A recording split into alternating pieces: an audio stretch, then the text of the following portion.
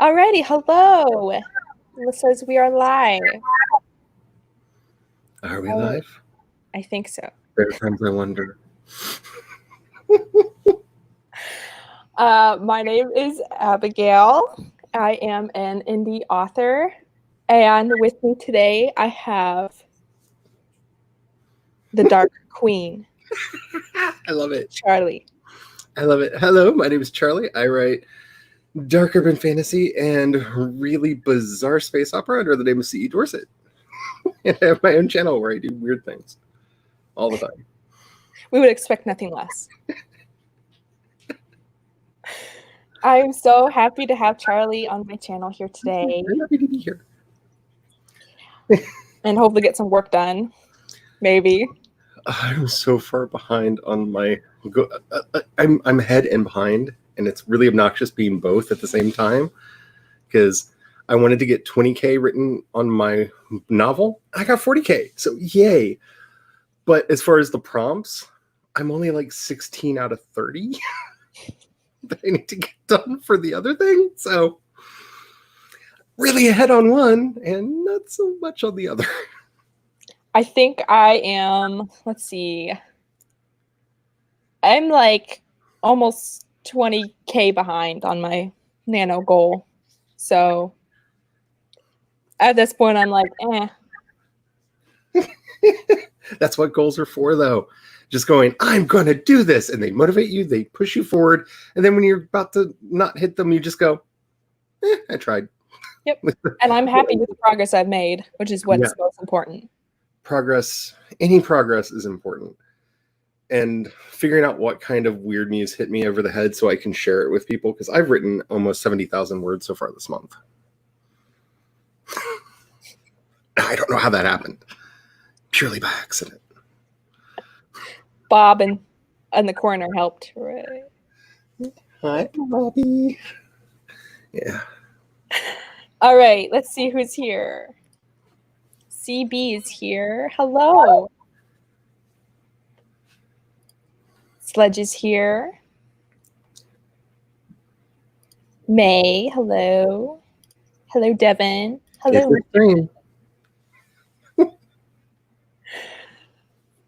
Hey, Mr. B. Thanks for coming, guys. I have a goal of hitting 5K words today. And I'm not, I don't think it's actually that unrealistic because I've already made like, let's see. Yeah, I've already hit 2K. So I don't think it's going to be that difficult for me. I want to get like 4 or 5 of these prompts knocked out today. And I don't know which ones I'm going to do. I just finished the law enforcement, which was fun because they're called the demon. And that's going to be so much fun to be saying over and over again in text, because that's actually Old English for judges. I'm not just being edgy, because most of the names came from Old English, but I love that so much. But I don't know what I'm going to do. There's so many good prompts. But I'm going to hit 4 or 5 today. Awesome. We got this. We can do it. We can do it. We can do it. And can we talk for a minute about the brownie bus of brownies? Because I just like to talk about it. Well, I'm not saying that I'm saying, but I may have a merch store opening soon with Brownie Bus of Brownies stuff in there, and they may be all designed already, like shirts and laptop cases and all kinds of stuff, because I am really excited about that and some of the other characters that are going to be in here, and I have decided that I'm going to be tracking the sales of those and maybe throwing some coin your way for helping come up with the idea. Wow, thank you. Well, it's only fair. You helped come up with the idea for it. So anything that comes off the merch, it's only fair that I share it. But I'm really excited. It looks, the t-shirts and the mugs, especially the mugs, it looks like some weird fairy Starbucks mug. Because I showed you the art already, and it's just the line art without the background, so it looks like the Starbucks mug with the line art on it. And I'm really excited. I can't wait to actually have one and be like, "Hi, Abigail."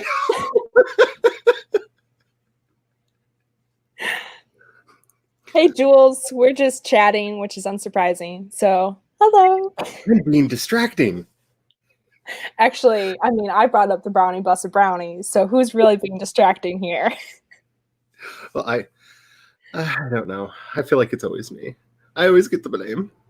No, I'm taking it this time. It's on me. Ooh, that's a new experience for me. Nobody's ever taken the blame for me. So there was a thing in 1996 that you probably weren't even alive for that I can't pin on you, right? No, sorry. Okay. Still looking for somebody for that one. I wasn't even conceived yet, so I had been out of high school for 1 year. we'll hear about that someday. Maybe offline. I've been getting a lot of requests to do the late night chats show, so Which I've said I will join you. We shall see. I'm trying to find a good date for that because schedules. Yes, yeah, especially right now with camp. So, but August is going to be crazy. So, which where do you get your caramel apple tea? That's what I want to know. It's from Republic of Tea. That's the company that makes it. We sell it at our restaurant, but I do believe that you can buy it directly from their site, and I think it's also available on like Amazon. But it's the Republic of Tea Rooibos caramel apple tea, and I absolutely adore it. I love it so much. I like a lot of their teas. We're a big booster of theirs because I love my caffeine. I am having my coffee right now. But if I have too much caffeine, I get jittery. But I'm a tea drinker. So having non-caffeinated teas rather than decaffeinated teas that actually have amazing flavor. They have a lemon chiffon tea that is so good. They have a red velvet cake that's like amazing. And you get to pig out on all these wonderful flavors that are like close to 0 to no calories because they're just tea. I love them. Hides behind a bookcase. Blame it on Jules. I've been saying a lot. I feel like the grand dame of a lot of the chats that I've been in because I hear people talking and I'm just like, oh, I was out of high school at that point. I was supposed to be going to college, but that's a whole story in and of itself. I think everything is a story for you. So, from what I'm hearing, I break my life up into lifetimes because they're very definite eras of my life. And yeah, I have lived the old Chinese curse, have an interesting life. I can see it now. 100 Lives with Charlie. Probably because yeah, it's been.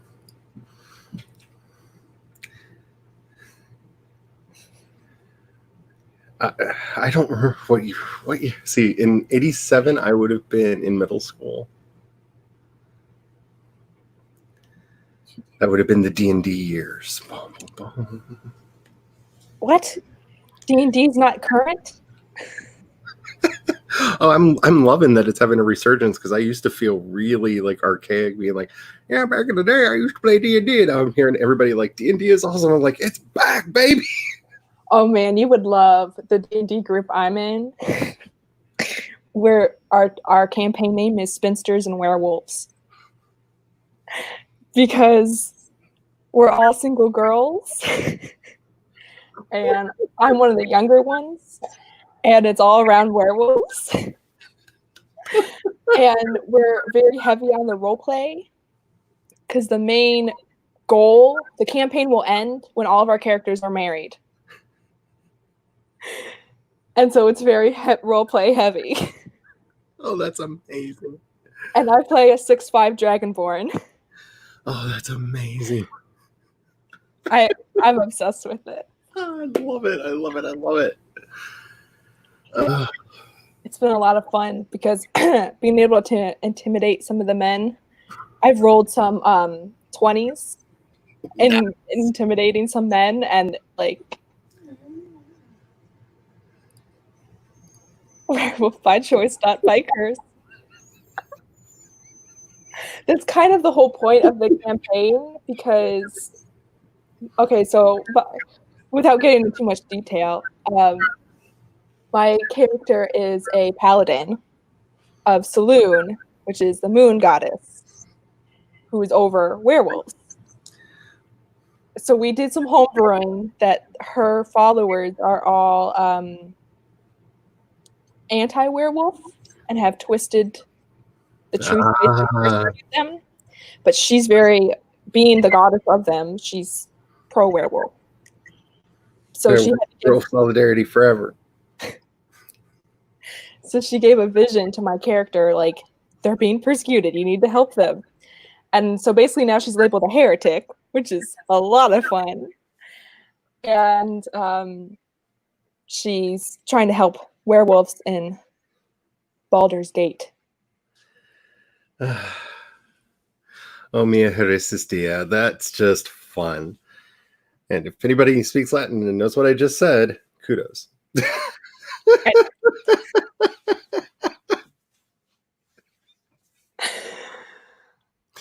We gotta keep people on their toes.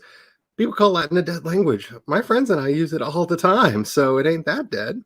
What is so frustrating to me is, like, I had friends that went to, kind of a upper class private schools, and they taught Latin. And then I was like, oh, so what, can you say anything in Latin? Because that's when people ask me to say something in French, don't do that. Back when I was learning it, they would do it. I can't do it now, okay? And I would love it. I would love to speak it. And my friend just looked at me and was like, you don't speak Latin. And I'm just like, what? What? Part of the test at the end of my first year of studying Latin was we had to learn to recite Twinkle, Twinkle, Little Star in Latin. Maybe it was just her school. Winka winka parva stella tuas vero satis bella, tuas super haquando, tuas super incailo, winka winka parva stella tuas vero satis bella. And nothing confuses people. That is the best thing to learn to stop arguments immediately in public, because nobody knows what to do, because they know the tune, but and all the words are wrong. But it sounds kind of like the words, but not quite. No, not quite. It's a great thing. I use that at conventions to stop arguments. It works. Okay.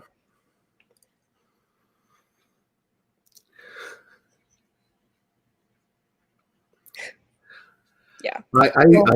I lived through the Satanic Panic, and as you can see, it cured me of all of my dark urges. There's nothing dark or sinister in my life at all anymore. Oh my God. I lived through all the Satanic Panics.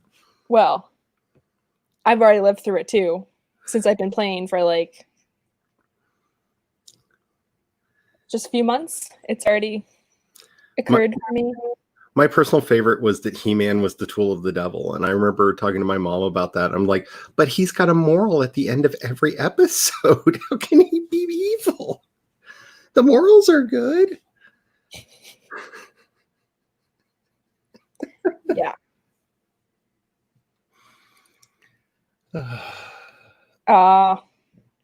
See, you would have understood it. What Charlie said. If people hadn't. I love Latin. I love Latin. Language is like my thing. I have a deep, abiding love. I need to get my Klingon cleaned up. Like, I keep seeing, like, remembering it's on Duolingo, because I used to I was in a Klingon LARPing group, and we used to, everywhere we went, we would talk to each other exclusively in Klingon, which was hilariously bothersome for people. Because they're probably like, what language is that? And they can't figure it out. It was a lot of fun. That's awesome. All right. We've been chatting for 15 minutes, which is fine. But do you want to do a sprint? Oh, I could do some writing. I mean, if I have to. Oh, you poor thing. I'm going to force you to work. Somebody's got to. That's why I started doing streams all the time. If it wasn't for people saying, okay, you work now, I would just be goofing off all the time. You wouldn't have, what? What'd you say, 44? No, you wrote 70K this Yeah, month. I've done 70K so far this month. Which, again, if anybody can tell me how that happened. I think that's Charlie's goal. Yes, it really is. I grew up wanting to be my great aunt. Hi, Megan. She was on the stream with me last night and did a wonderful job. I had a lot of fun. That was so much fun. Yeah, I've grown up wanting to be my great aunt Wanda, who basically lived from the philosophy that if you're not making people uncomfortable, you're doing it wrong. And she had fun every day of her life and ran a speakeasy in the 20s. So. Oh my goodness. Seriously. Every family member you've ever mentioned, I'm like, they deserve a book. They deserve a book. I would love. I've actually tried to outline a series about Wanda and Inez, my great aunts, because, yeah. You know what's great about her saying that you just said is like, I feel like I do that and I don't even try. So I'm sitting here imagining being like, what if I was like Charlie and tried? I just feel that, there's people take life too seriously. Stop. Have fun. Whatever you're doing, have fun. Enjoy it. Why would you not enjoy life? Yes. I agree. All right. So we got to show them the timer. Oh, Jules, I'm blaming this on you. Actually, I introduced Jules to this website, I believe, because I had the there was a sensory one where it's like water kind of dripping down. It was pretty cool. Anyways. Yes, but if it wasn't for our conversation about the duck timer, I don't know that we would have agreed to use this. That duck. My husband's walking through the room right now going, those ducks, they were in my dreams. and they cheat and ride salmon.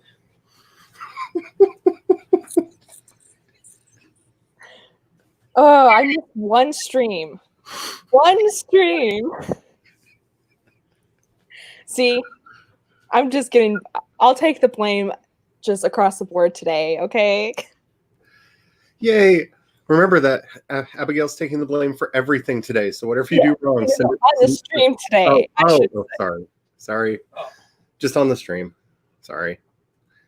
Oh, you wanted all the blame. I'm just like, hey, I live in the Ozarks. We can mount that blame up. Oh, Devin, I was just testing it out, but we can do. No, we can't. I'm just joking. But 12-second sprint. Because I had the 12 seconds from when I tried out like the fuller one right before we went live. Sorry, my husband is cracking me up at the door.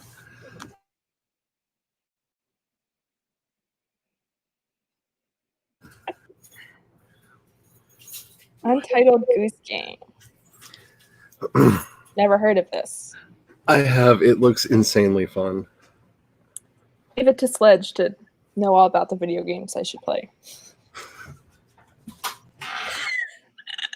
Do it anyway, is what I say. No, I'm just kidding. Oh. I'm just imagining for what you told me of your husband.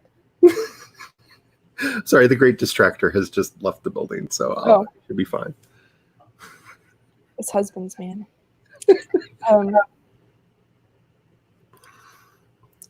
Oh, interesting. Well, I think I would have to actually buy it for that to work. So.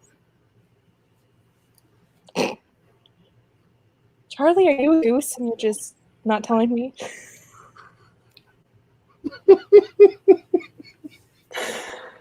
Well, you see, once upon a time, there was this old lady who came to the house with a rose, and I was not very nice to her.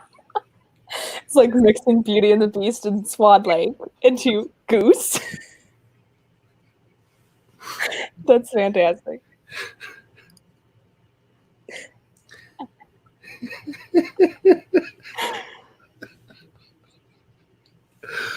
Okay. So Okay. what do you think? 15 minutes to start? Yes. Or? And if you guys want, just a reminder that I will be in the My Right Club. Oh, yeah. Yeah, I have that open still. So if you guys want to join me, I can put the link in the description.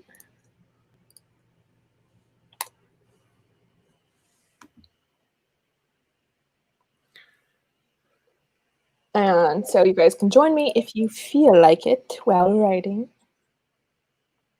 before we start. And then while you guys do that, you can tell me what time you want. I was thinking I'm going to try to maybe hope to do longer sprints today. I love longer sprints. I do think, for a lot of people, though, starting out small sometimes is helpful for them. Yes. But I love me a good 25, 30 minute. When I'm writing by myself, I often do 45-minute sprints. Yeah. I did an hour the other day, and it was very productive. See, I'm one of those people that I get stuck on round numbers. So by doing 45, that's 45 minutes of writing, 15 minutes of being up and moving around, and then another 45 of writing.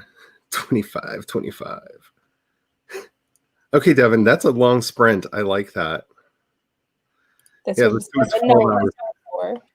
Either seconds or hours, very long hours. I have a morbid fear that one of these Saturdays I'm going to be like, I'm going to get all the things done and run my own 10K 12 hours on my channel. I live in fear of that. No burnout. No burnout. Yeah. All right. Oh. 25.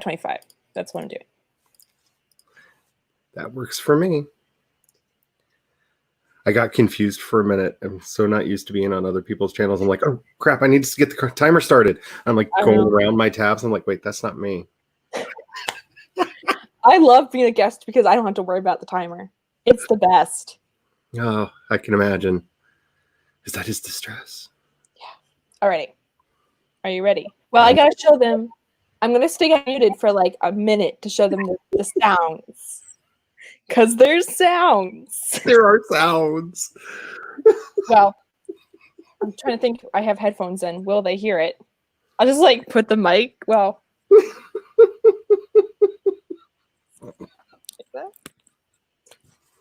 Maybe that'll work. Maybe not. I don't know. I'm hoping that the sounds like end at some point so it doesn't drive me insane. If it's like any of their other timers, they're not. I have it. You can see I have it. Well, you can't see it on this page, but I have it so it's set. The sound is off, but the sound still is on. All right. We actually gotta do this. Yeah, let's do it. Alrighty. 25. 25. In 3, 2, 1. Go.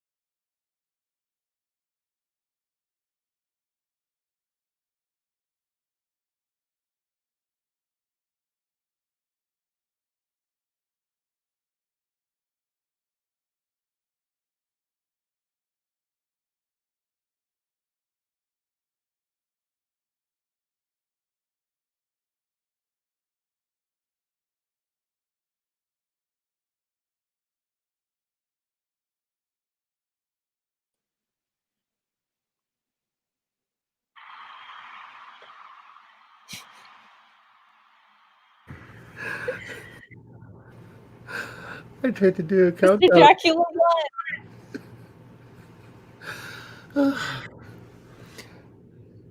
I tried to do a countdown. I got lost looking at my fingers in the thingy, and I forgot how to do math with hands.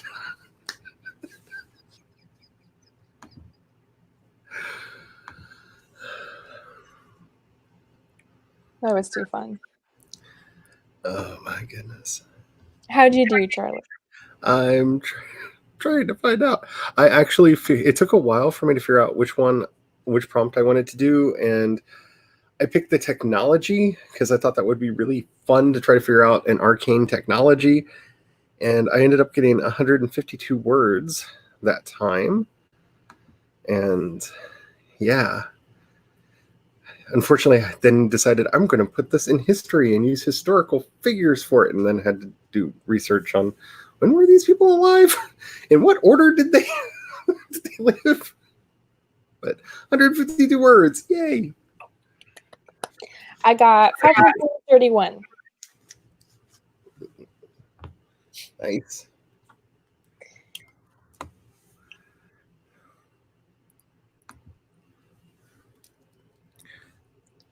How did everybody do in the chat? I can't write on my table with my microphone on it. It makes boom boom boom sounds. Sorry about that, everybody. Jules is booing. I assume that's because of the monster race. It may have just been me. I tend to sing along to the music, and she may have realized what song I was badly lip syncing to, and was like, "Oh, you have bad taste in music." Boo, boo. That was after you were singing, so I think you're good. Hello, the Quiet Adventurer. 585 in script. Got really into it. Hello. That's awesome. I miss handwriting. And I got a prologue and part a chapter read and documented. Awesome. Wait, we gotta put pasta on the word count sheet. Pasta. Oh, I'm a huge fan of pasta, so that's going to be up there with like brownies. So I'm saying like 400 or 500 points. Yes, I agree. By the way, my dad, without even me telling anything about the brownie bus of brownies, randomly made brownies. I'm the baker of the family. No one else makes sweets. He randomly decided to make brownies, and then the other night just brought me up brownies, and I was like, Charlie had something to do with this. It's me and my witchery. It's what I do. Megan did some research. Awesome. That is productive, right? That's what you always tell me. Thumbnails can be tough, man. I'm telling you, Megan, you're secretly working on a fantasy project. You don't know it, but you're secretly working on a fantasy project. Because with all the things that you've been saying that you're researching, I know you think it's going to be contemporary. Either that or you're writing some kind of really fun pagan Da Vinci Code. Think about that. That could be really fun with all the like jewel thieves and stuff, smugglers that you were looking at, and the weird lore. That might be a thing. Sorry. I'm invested in the project. You're invested in everything, everybody's project. I am. Which I am too. I can't blame you for that.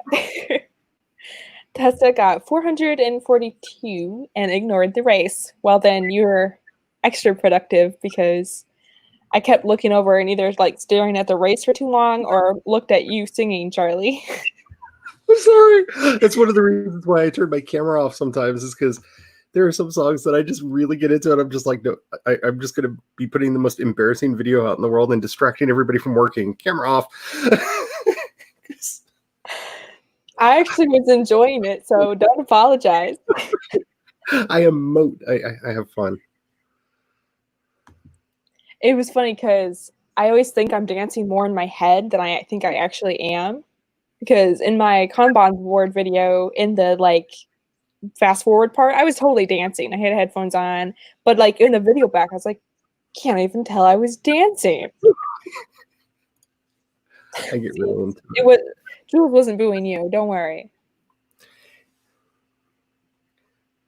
Oh, we know. Because if you were in that race, you would have won, right? I've never won a race in my life. If it was a monster race. See, now you're making me think about my former life as a Vampire the Masquerade LARPer. So I want to see that. Hatch got 397. Of course, your boy Dracula won. You're extra pleased. Good. you gotta love them blood drinkers. They get the job done. Now I'm just reminded of Jules and I's conversation about mosquitoes being literal vampires. Like, just little, like, literally, like... I almost knocked my laptop off because in the middle of the sprint, a mosquito flew right in front of me and just kept going back and forth in front of me. And I'm just sitting here going like this, and people are going to wonder what in the world I'm applauding, or You're like having what a praise break. I'm just like, stupid mosquito must die. I still don't think I got it. Hello, Kelly. Joined mid first sprint, but you got more world building done for your second kingdom. Awesome. Very fun. Leafs and Legends are hard. I know I wrote some yesterday, and I've been doing that a lot. That's huge kudos. And maps, if you're using a special app, let me know, because Wonderdraft is amazing for doing maps, but it does not like my computers. Have you tried Incarnate? Yeah. Wonderdraft has all the features that I want, and yeah, I feel you. People, that's kind of a controversy about which one, but I like them both. I mean, I do have a preference. Project Dios should be out soon, and I'm really excited about that. That looks like it's going to be amazing. It's from the people who did Dungeon Fog, if you've ever played with that map maker. But it's from them, and they're working with Kaora, who is an amazing map designer, to do all of the like sprites and stuff for it. And soon. Yes. Gotta love those carbs. Yes. I would not be the person I am today without them. Me neither. Mr. P reviewed some fiber sellers for a new video. Ooh. I've had my one experience with Fiverr did not go so well, but I know a lot of people have had good experiences with them. I've never had the guts to try. I've thought about it. I mean, it was like, I'm trying to remember how much it was. I think it was like $10. So I wasn't too upset over it, but I keep telling myself I'm going to do a 99 designs contest for a couple things that I really want to get done, but I don't know. I feel weird about asking other people to do work for me. I'm so bad. I'm so bad about all this. Is why I do everything in house, just about. I don't have that option. 99 designs is way more expensive though, right? Like, yeah, but it's because it's run as a contest. You get multiple designs that come in, and you can run rounds so that you can get it refined exactly the way that you want. And that's why I've been thinking about, for a couple of the projects I've got in the works, doing something through them so that, it can get exactly where it needs to be. Yeah. But I like that. But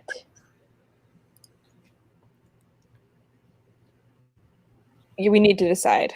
Pasta. I'm saying 400 or 500 words for 450 points, because pasta, man. Pasta. Yeah. I would say either 450 or 5. Because if brownies are 500, pasta's got to be close. I mean, it just has to be. Oh, book trailers. Cool. Ooh. I whisper of a dream of doing book trailers. I don't. That's funny.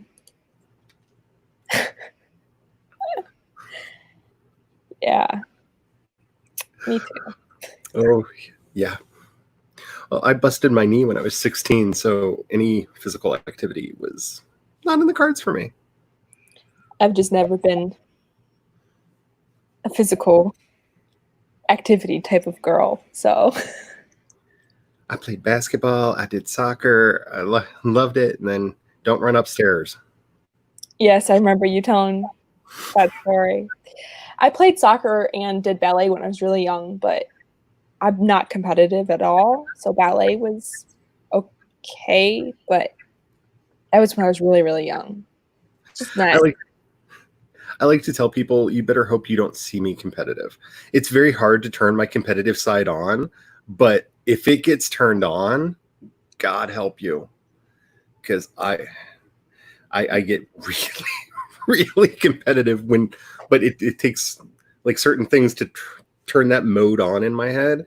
But yeah, hope you never hear me competitive.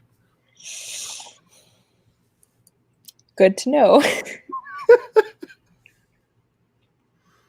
Very nice. Oh, More artists. Yay. yes, that is so cool. I was an art kid. That was me too.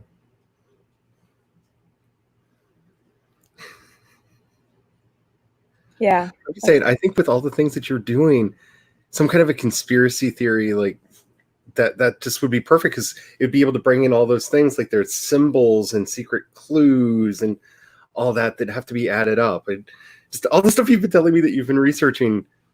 I think you could really see really well and make it into that sort of a thing. Hello, Brandon. Hi, Brandon. Better late than never. And you're not that late. We just talk a lot. We only done one sprint, so. That's my family motto. What, never? Better late than never? Better late than never.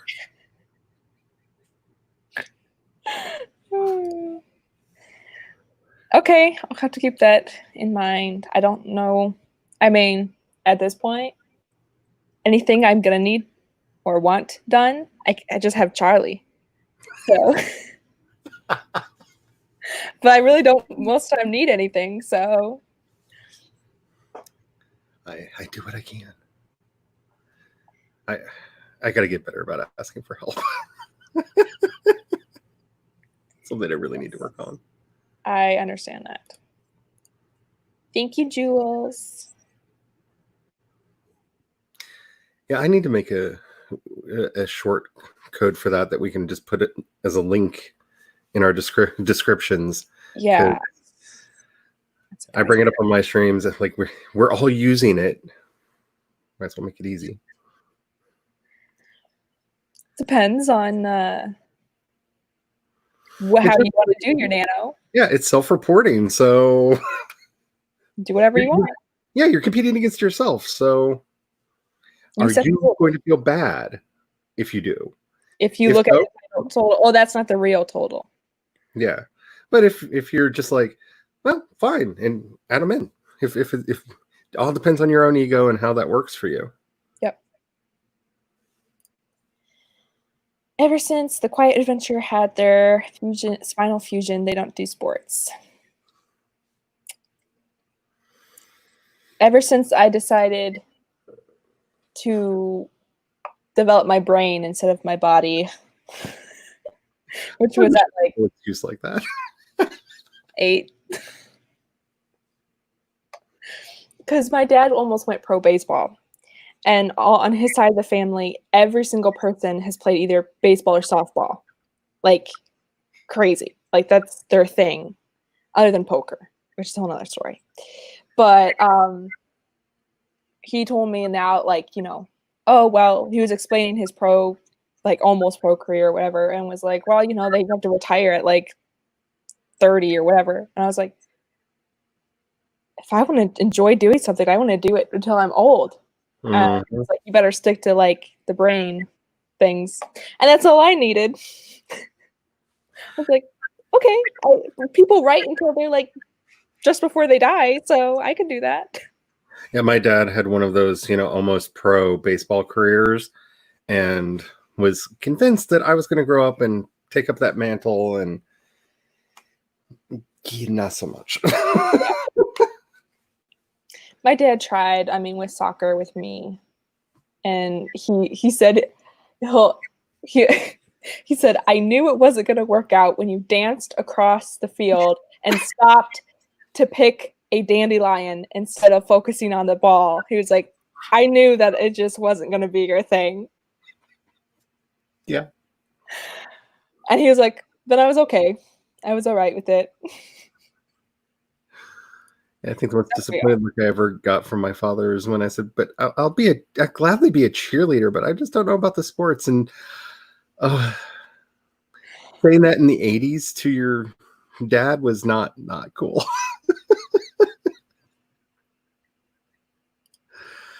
I do too, May. I just don't ask. You have to learn. This is what this community is about.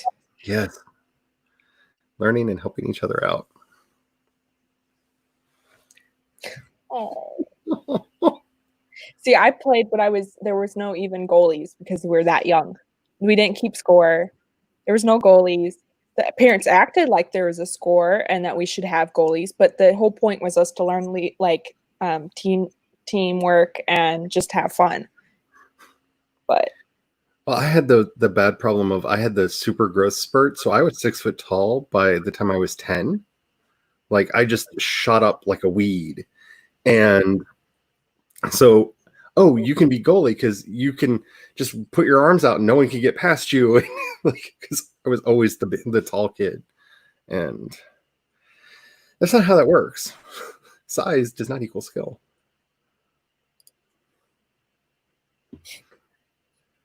Ooh. Should we be concerned for you?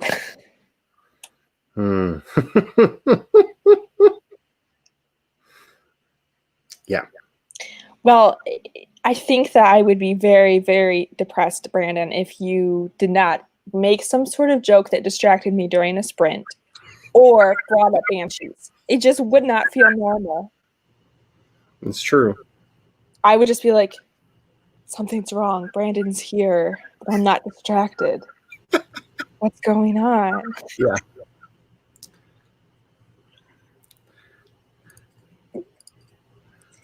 Me neither. Or scones, or any sort of pastries. Never. Greatest lesson I learned from my unscheduled mental health vacation was to just stop feeling guilty about things that didn't hurt anybody. Because prior to that, I felt guilty about everything.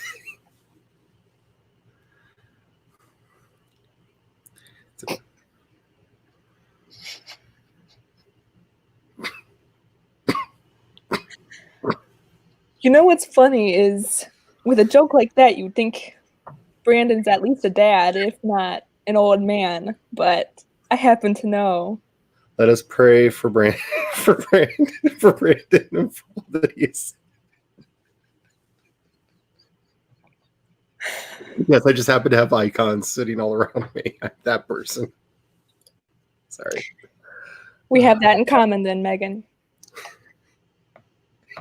Yes. Oh, the dandelions. The dandelions and the daisies. Oh, that's awesome, Sledge. This Pig in a Pug is Sledge's children's book that she just published. Oh, that is awesome. So that it has already come. That's amazing. Finally, Amazon's delivering times are actually kind of getting back to normal. Seems.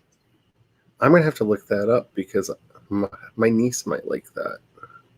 I have a feeling you're gonna like if you were on Jules and I's stream the other day. We talked about Sledge's artwork. Sledge's who does my book covers.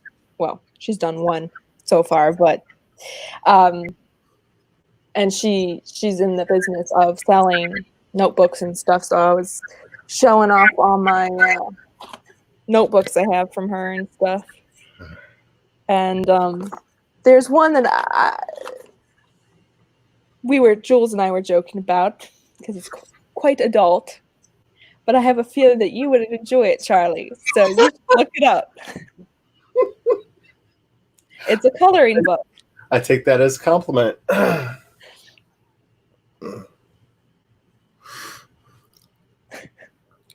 Me too. I know, that's what I'm saying. Like, I think I was like, I'm pretty sure Brandon was talking about like not even being able to view any YouTube videos because technically you're underage. And I was like, I happen to know, like, technically it seems like you should be at least a dad, if not a grandpa, but you're a teenager.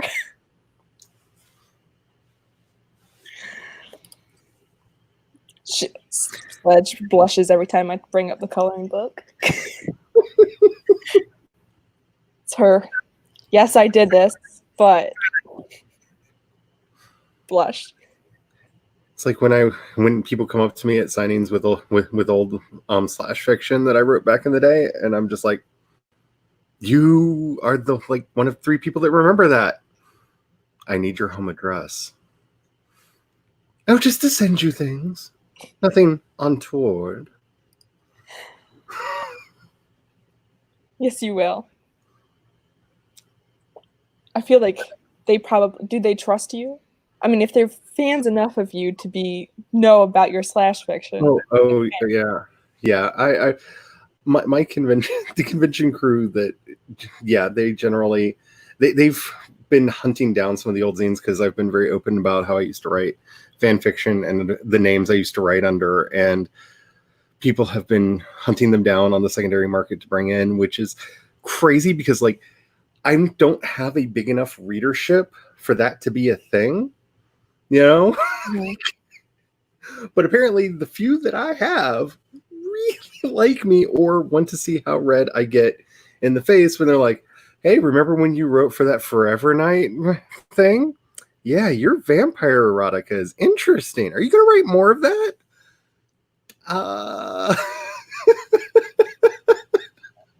That is great. Oh, if my fan fiction ever got brought up, that would be interesting. I'm just lucky because my fan fiction days was back before the internet was really a thing. So people have to find hardcover copies of the zines that were made back when. So I'm kind of safe that wise. Like I said, I'm not really embarrassed by it. It's just frightening when somebody comes up to you with like a 20-year-old zine that they found on eBay because they want you to sign something in there. And you're just like, why did you go through that work for me? Like, that's a lot of work to find that. That's great. Like, you had to accidentally stumble upon it and go, wait a minute, is that Charlie? Alrighty. Let's try to do another sprint.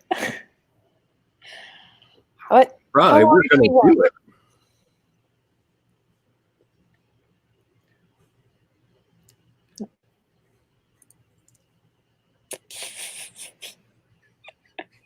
I think they'll be worried about us all. I think that's kind of just part of well, maybe not. Some of the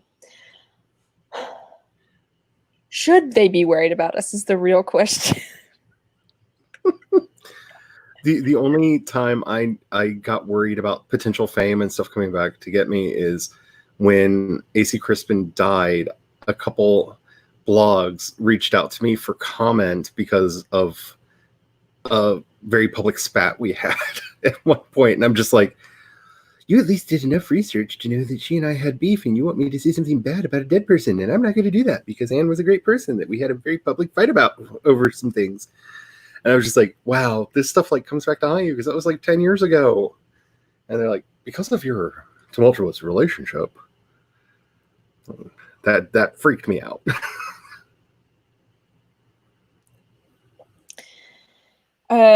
If you're talking about, I don't know who you were addressing that. If you're talking about some of my old fanfic, if that's what that's in regard to, I actually don't have copies of it anymore. If she's talking to me, I feel like it'd be some of it would be too difficult to switch and not make it fan fiction. Because it's mostly about actors and different TV shows and stuff, which The actors technically isn't copyright. The TV shows are and movies and whatnot, but I would not publish about. I just wouldn't. So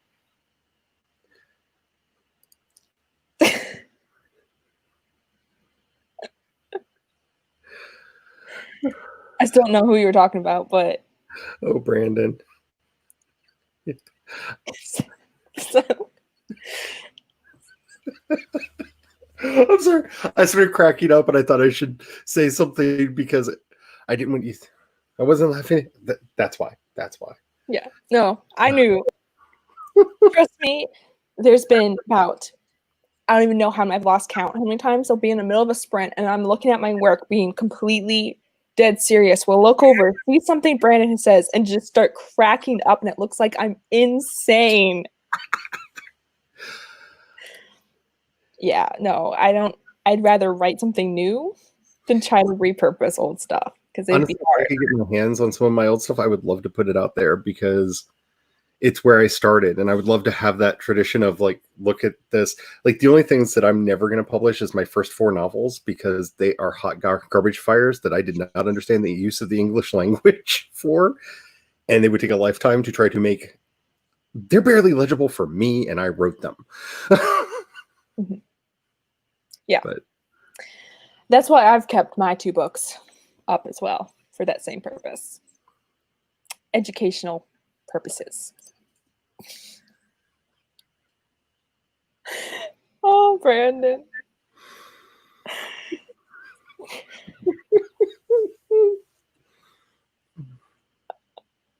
Oh.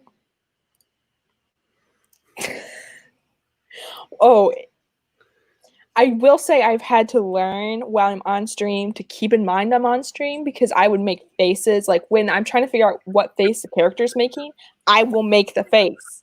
And I'm like, just doing some crazy things.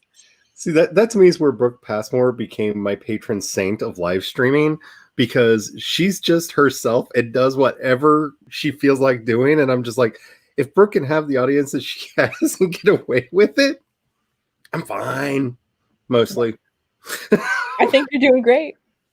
I'm surprised I have people here now sometimes. So I know that feeling. yeah, Like I'm almost at 75 subs, and I don't know how that happened. That's I amazing. know how it happened, but I'm at 65 right now, last I checked. So I'm just behind you. Well, I think a lot of that has to do with the interview with Cachet I did because there was a spike of new subscribers because Cachet shared it out, and a lot of other people did. Spent a lot of the day yesterday responding to people about the interview with Cachet. That's awesome, though. You deserve it. Let's see, when did you start? When did I start? Author. My first real video was in June. Okay. It was June 3rd because I felt like if I had any platforms, I had to do something, and I did the Black Lives Matter video that I put up, and then it was be like 2-3 weeks ago, I decided, well, I'm gonna just try to make this a thing, and started doing it in earnest. It's awesome. It's been insane. I've met so many wonderful people. Oh, we're so happy you joined. I love this community, man. It's so good.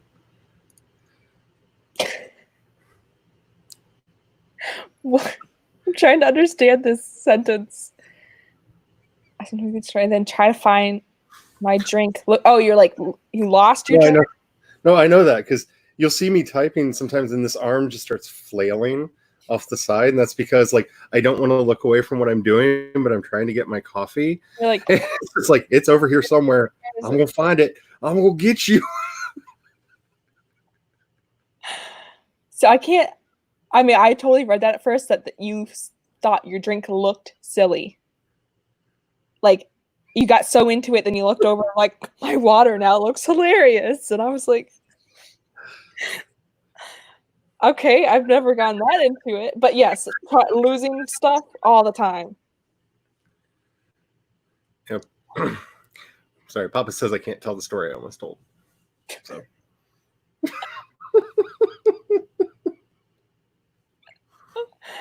Alrighty. Papa says no. Let's see. I said let's try to do a sprint for a reason. It's not that we won't get around to it, but try to not talk the whole before. That's what I meant by try. So I was thinking, it's got to be over 20 minutes unless you have a disagreement with that, because the number 20 and I are not friends right now, and I think a lot of us feel that way. Like, it can be under 20 or over 20, but it cannot be 20. That's fine. 20 is bad.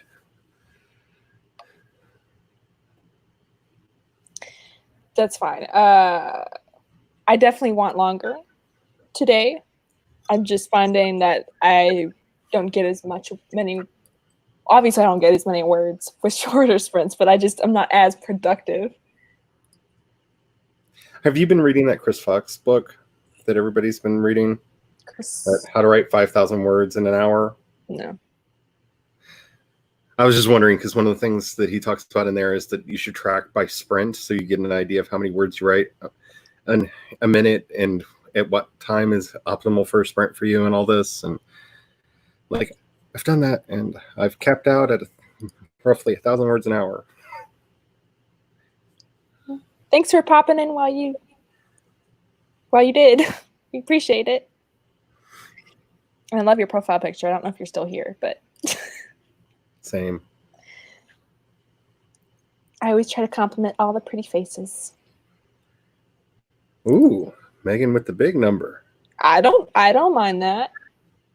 I feel like the spirit of Sid is amongst us. Because every time Mr. Sapak is in the chat, it's always like, can we do 30, 35, 45? Yeah. I mean, and I love that. Because he just fought. Is it? I don't know the gender, but they just followed me on Instagram, so maybe that's why. Oh, be careful. Be careful. Sid does some of the most amazing promo. I'm learning so much from just watching that promotion for that book coming out. I want it. I'm going to be so poor. AuthorTube is going to make me so poor.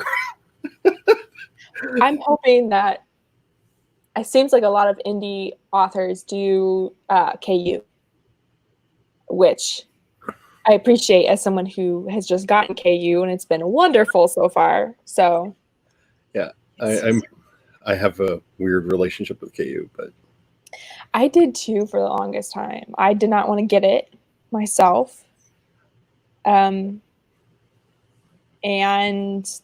did not see where it was helping me as an author. But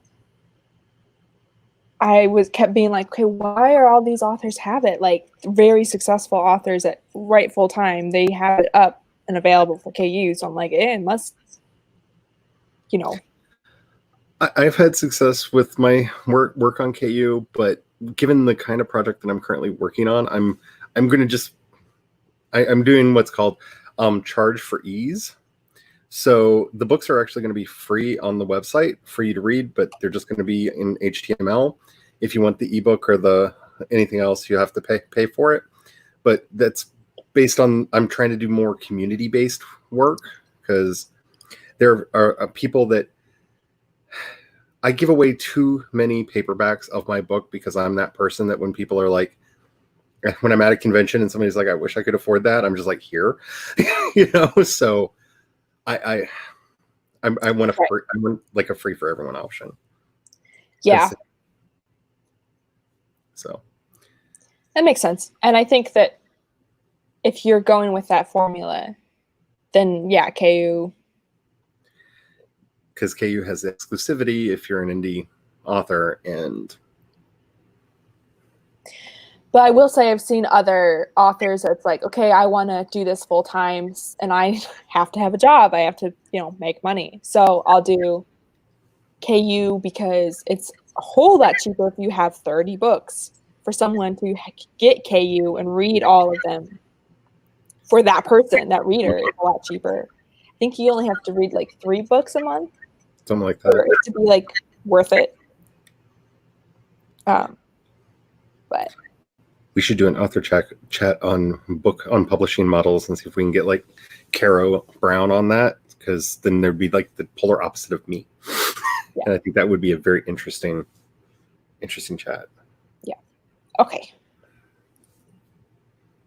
There we go. Brandon, I'm auctioning stuff off. It's my soul. Previously used, only 5 previous owners. All right. I'm starting this before you and Brandon. I can see it happening already, so I'm just going to start it. Let's go. All right. 2652 in 3, 2, 1, go.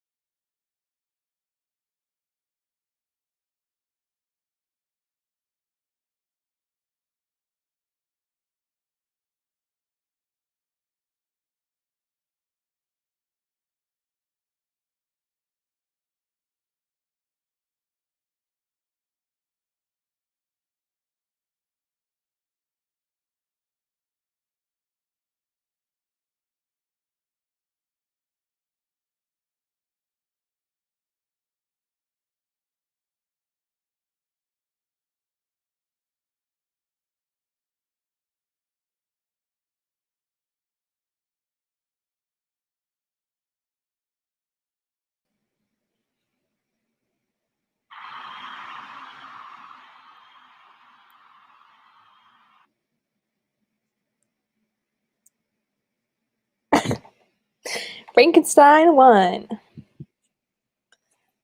So I think that was Laura, right? Of course Frankenstein won. He's got racer's legs. He stole them. He tweeted. Yep. Congratulations. Well, how'd you do, Charlie? I'm waiting on the thingy to update so I know.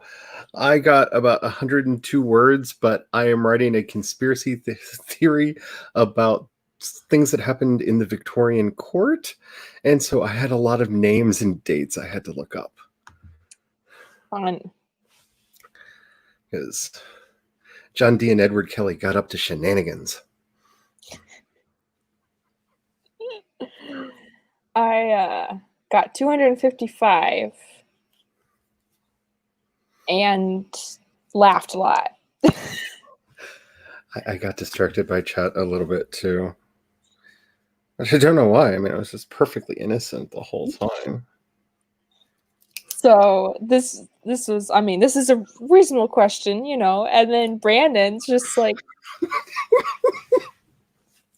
well, that really depends on your perspective because, like I said, it was mostly like Black Sabbath and ghost songs. So from a certain point of view, yes, I may have been summoning demons into the house. I think there actually was one Therian song that played in there, and he believes that his music does, in fact, bring about the end of the world and causes demons to appear. So maybe.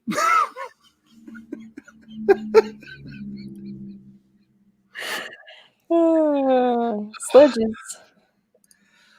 I want the director's cut of that movie to come out. There's enough in the surviving movie because they recut it after she died, and there's enough in there. Basically, Brandon's saying, if you are, then I'll see you soon because I'm a demon. There's room on the couch. The dog loves it when demons pop in. Just room on the couch. There you go, Brandon. You have somewhere to come to the United States. Wouldn't be the first time a demon randomly showed up at the house. So, 7 more than the rest of us know. Just saying. Everyone's mourning that their character lost. Tessa got 670. That's wonderful. Man, Tessa, you are just on fire. Oh my goodness. Yay. That's awesome. May got 448. We're making ourselves laugh, man. It's me. I'm a bad influence. I think Brandon's worse than you are. Well, you know, you have to pass the crown eventually. Does that mean that because I think you're talking about werewolves. So I think your werewolf is probably just up to mischief doing some serious stuff. He doesn't have time to race. He has to go and actually kill some people and, you know, cause mayhem and stuff. So technically he's already won. This is true. Plus, it's not a full moon right now, so, you know, it's hard for the werewolf to get into the race. True. It would just be some puny human, and we would all be like, what was there? I guess we are a monster, but... Because we're in, what, the waxing moon right now? I think. I don't know. We just had the new moon, so after the new moon is the waxing moon. Because it waxes up to full, and then it wanes again, right? The Quiet Adventure thought you were chanting. Like I said, I start singing along sometimes. I did kind of chant at the end there, though.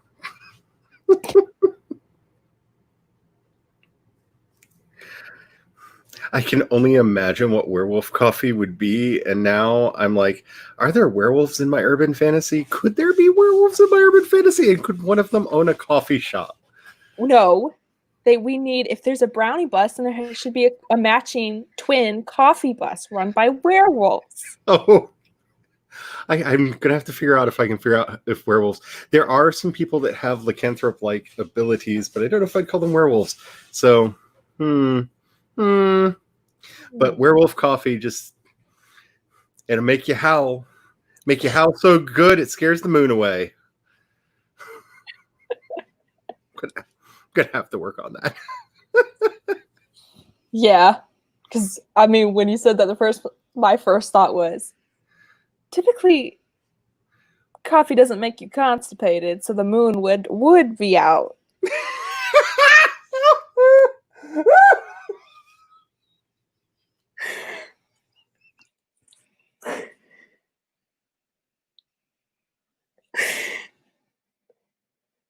You bring out the best in me, Charlie. You broke me. You broke me. That was good.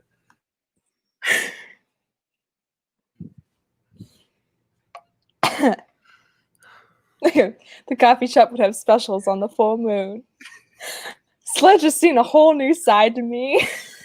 And on the and on the new moon, you can get nothing with cream because everything is dark, bleak, and empty. No cream, no sugar. It'd be like the soup Nazi from Seinfeld.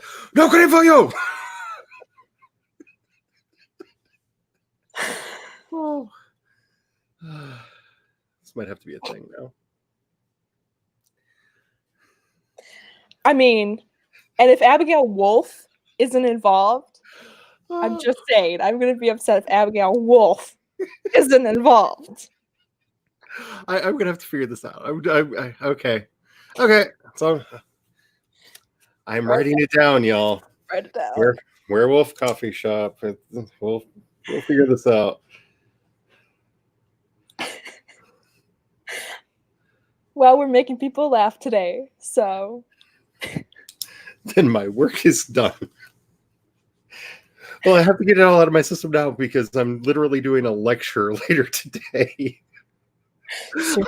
I can't imagine you not making jokes though at some point. I made a slideshow. I made a presentation to have stuff on the screen and stuff. I'm trying to be all professional up in here. Good for you.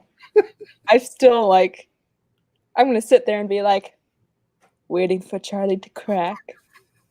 Oh, it will happen. It will happen.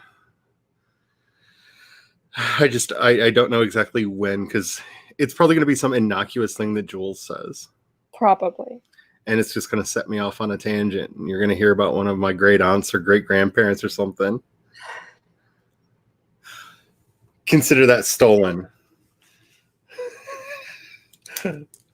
I want your real name so I can credit you if you could send me your whatever you want to be credited as, because I want to give you full credit for that. I love Growlista. I love that so much. It's too good.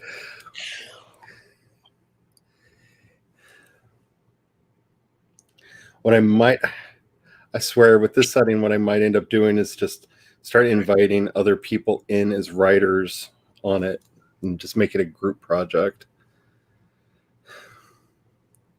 All right, Sledge Painter it is.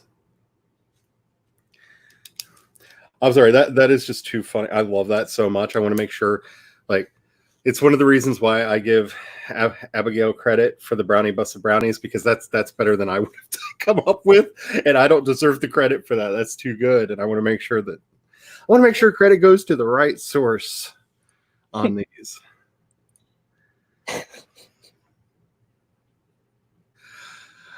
Mooncrack, not in a very long time. Reminds me of shoot in Skyrim.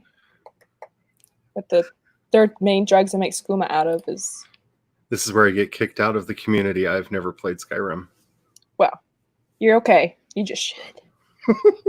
Everybody tells me that. I'm just like, you realize, like, all I do is write, and like when I'm not writing, I have time with the husband.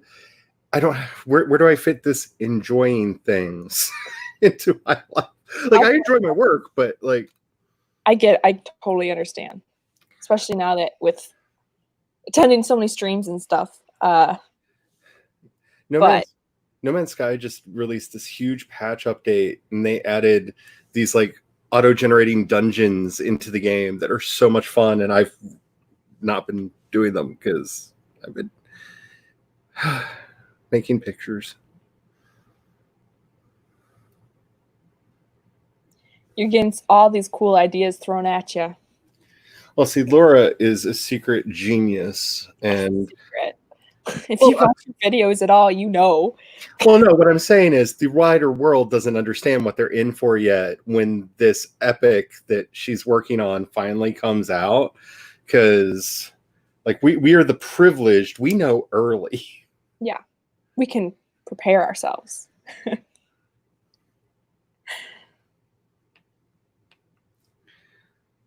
It's that book.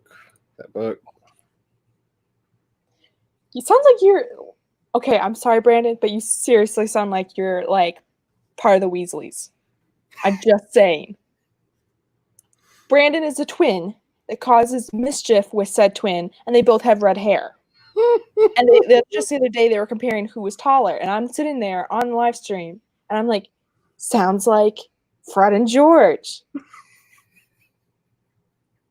And now apparently fight with siblings over your food.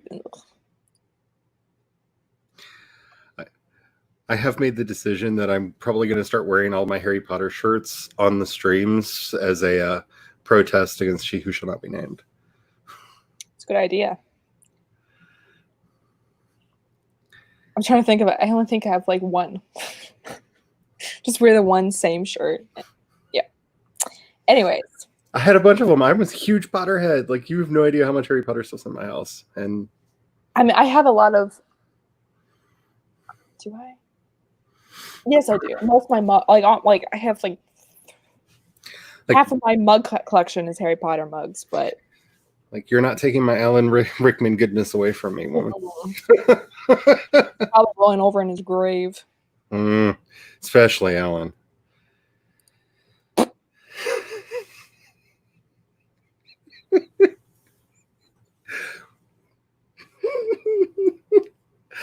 I'm going to say this just because this will probably be the most offensive thing I ever say in there, but I just got Bibbidi Bobbidi Boo stuck in my head. But if it was sung by Angela Lansbury and that weird accent she did for Bedknobs and Broomsticks, that isn't her actual voice, but that strange, like, I don't know why, but as soon as you did that, I had Angela Lansbury from Bedknobs and Broomsticks singing Bibbidi Bobbidi Boo. Hello, keep faith, baby. I am in Gryffindor. Actually, no, like, I actually did it before I was a Potterhead. And was like, oh, is this good to be in Gryffindor? To my friend who made me. She's like... I am a proud Hufflepuff. I could see that. I am a very proud Hufflepuff. I'm in good... You know, me and Tonks, you could see me and Tonks just hanging out and having a good time. I mean, it's good company to be in. Mm-hmm. But yeah, I'm much more about community, camaraderie, and making sure everybody has yummy treats. And having a good time and feels warm and welcome and safe. I expected to be in Ravenclaw. Like, I was certain I was going to be in Ravenclaw. And then I've taken the test several times. My Ilvermorny house is Thunderbird, though, which I found weird. I'm trying to remember which one mine is. Because that's more the Gryffindor style one. And yeah. I thought that was weird that I'm Thunderclaw here, but Hufflepuff over there. Oh, see, I love Luna. Luna's my favorite. Luna Lovegood is my spirit animal. So my friend that like made me introduced me to it was like looked at me and was like, I had really long hair at the time, and she's like, you're just like Luna, like you have the hair and the personality. And I was like, oh, that's cool. And then we watched it and I was like, are you calling me crazy? With no friends? Because I mean, you're not wrong. I definitely was Luna Lovegood in school.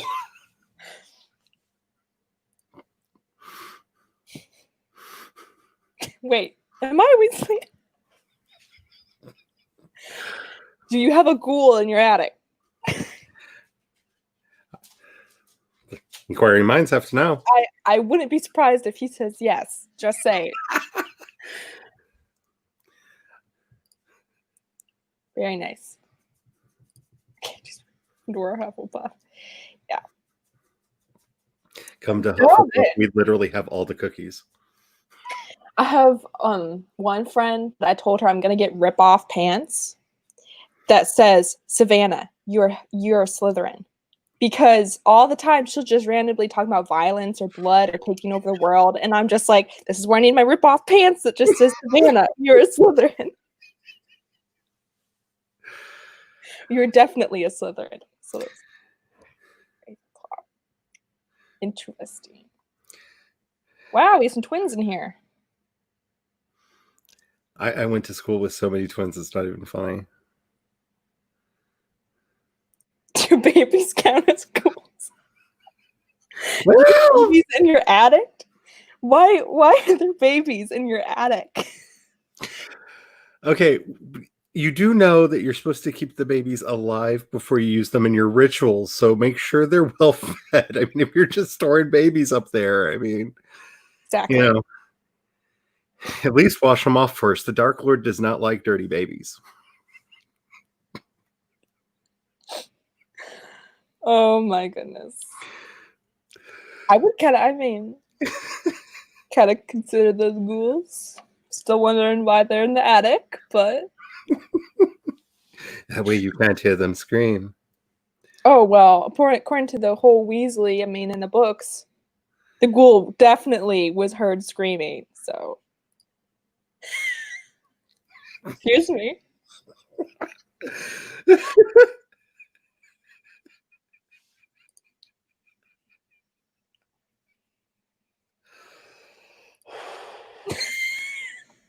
Slitherpuff.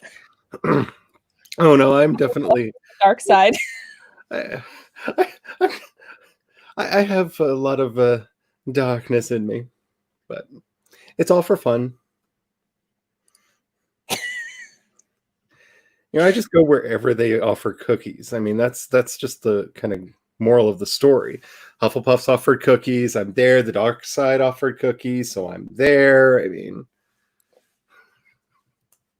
The Care Bears offer cookies. You'd go there too. I remember when I was a kid getting really mad at somebody and trying to do the Care Bear stare. I was like 6 years old. I was just like, and the great thing is being a kid and doing that to another kid, the other kid was like, ah, and fell over. So I wondered if I had superpowers for a little period of time. Oh no. Wait, who's to say we aren't already? You don't know my backstory, honey. There are twists and turns and surprise exits. And when Charlie says they were raised in the 18th century, they weren't exaggerating. They were literally raised in the 18th century and have lived this long because they're a ghoul. Okay? I wanted to be a vampire, but I'm not good enough. You're not broody enough? No, I read Anne Rice, and if you're not hot and sexy, you can't be a vampire. So guess that rules both of us out. Well, there's also the Sookie Stackhouse books, and I've read a lot of vampire fiction, and apparently if you're not like supermodel material, you cannot be a vampire. Vampire Diaries.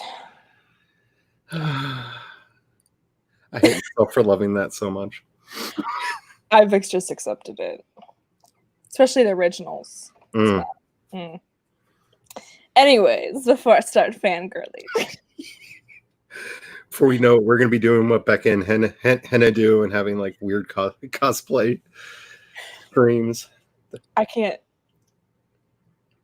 I could be Rebecca. Take some work, but anyways. This is funny.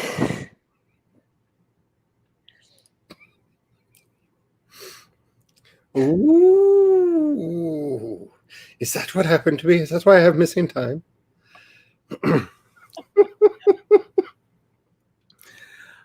Like I said, when I took the test, I was convinced I was going to be a Ravenclaw, but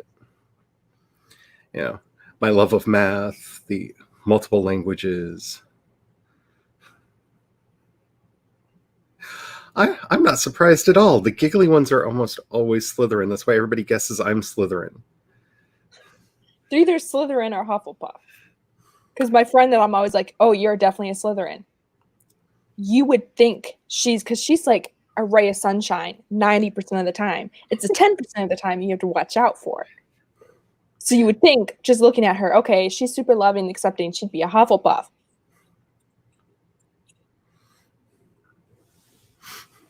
This is interesting, though. Maybe math just doesn't like you. I've had that experience where you're doing an equation and you can just hear the math going, I'm not going to let you work. This is not going to happen. Yeah. Or the spreadsheet spontaneously breaks and then you have to start it all over again. Remember, math has a mind of its own. It's like fiction. Sometimes you're not bad at it. Sometimes they just don't like you. Yeah. So I just try to stick with the calculator, if possible. Sometimes that doesn't work either, though, so... Yeah, I think that's a very Ravenclaw-esque. Languages are awesome. I wish I was still as fluent as I used to be in all the ones that I am, but I'm trying to keep my German up, my Latin up. I'm doing Japanese right now, which is kicking my tushy. Do you know anything about the Myers-Briggs personality test? Yeah, I can't remember what I was on it, though. Because I feel like you might be the same as me, INFP. Or something like that. I remember it started with an IN. That makes sense. And you're definitely a feeler, not a thinker. No offense. That's a compliment coming from me. None take. And then are you more routine, cleanly, like organization, or do you like spontaneous and go with the flow? That is an ecumenical matter. I'm an extremely spontaneous person, but to get anything done, I am overly regimented. Okay. See, I can be like that too. I make myself use timers for everything or I would get nothing done. I think that means you're a P. Same exact as me, because I use, like, when I do laundry, I look at how long I have left and put a timer on, because otherwise I'll forget. Mm-hmm. And I'll just leave the line. So I think that's actually part of being a P.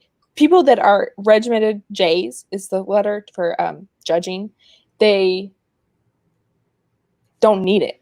They actually think, oh, I need to go check the laundry. I don't.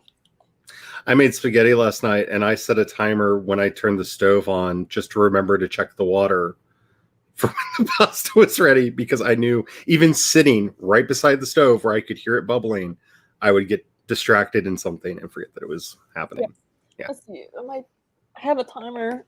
I think I have it in my other room, but it's like I can hook it on my belt, on my pants, or hook it on my pocket, because otherwise I forget the timer existed too. And then my mom would be like, "What's that beeping?" And I'd be like, "I don't know." And she probably just, "No, seriously, something's beeping." And I'd probably go look and be like, "Oh, it's a timer. It's been going off for an hour."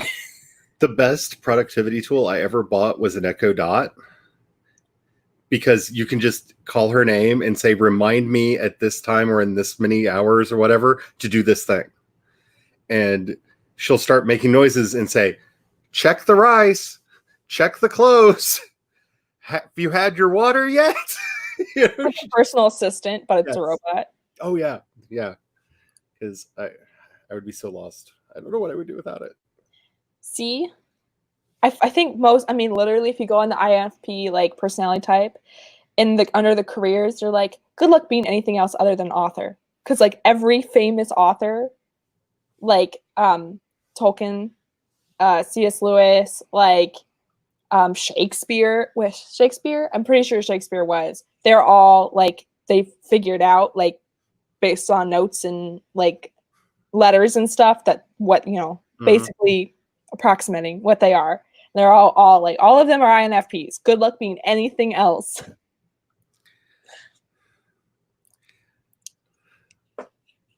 I am unsurprised that we have a chat full of INFPs. It's called a phone.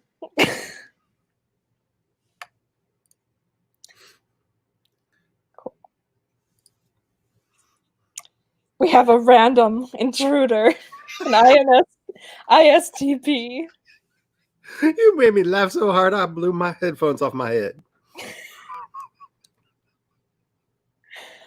We're gonna have to keep that as a saying. Just saying. Kind of like Chris coming to visit, which Chris might be here later this evening. I have a whole conversation about that picture of Chris with the what's it called? The little Australian, looks almost like a squirrel, but they're super cute and friendly. And you know what I'm talking about? It's like a squirrel. The wallaby? No, it's a Q. Oh. And here's where I lose my entire Australian audience. Not thinking. Mine is a horse. A bay mare or something like that is my Patronus. Do you know what your Patronus is? I'm very unhappy about it because I got to see. This is where everybody's going to say I'm a Slytherin. I got the serpent. I got the snake for the Patronus one. I did it. No, I think that fits you. A Hufflepuff, but your Patronus is a snake. I like to pretend that it's just a Nunagi that hasn't grown up yet. So you're just the organized version of us. That makes sense. From the little time I've gotten to spend with you, because I could see it in your eyes, like, I think it's sprinting time. Whereas I'm like, let's try to sprint, okay? Let's try to make an attempt to act like we have our junk together, okay? I don't think we do, but we could pretend for words. It's only words. They'll happen eventually. Irish Wolfhound, that's interesting. Ooh. Okay, well, now you have to confirm what you are. I'm willing to bet that you're an INFP, but I will find some time and take it because that sounds right. 10-minute test. Yeah, I remember it started IN something, and I don't remember what the last two letters were. Because I love pointing out to people that I'm an introvert, because especially anybody who knows me from a convention thinks that is such a lie, and I'm just like, you don't understand. Introverts are themselves when they're at home. This is home. Mm-hmm. Like, yep. I'm around my people. Like, y'all are family. Yeah. Put me somewhere else. Yeah. People, you can like be yourself with and are comfortable with. Yeah. Agree.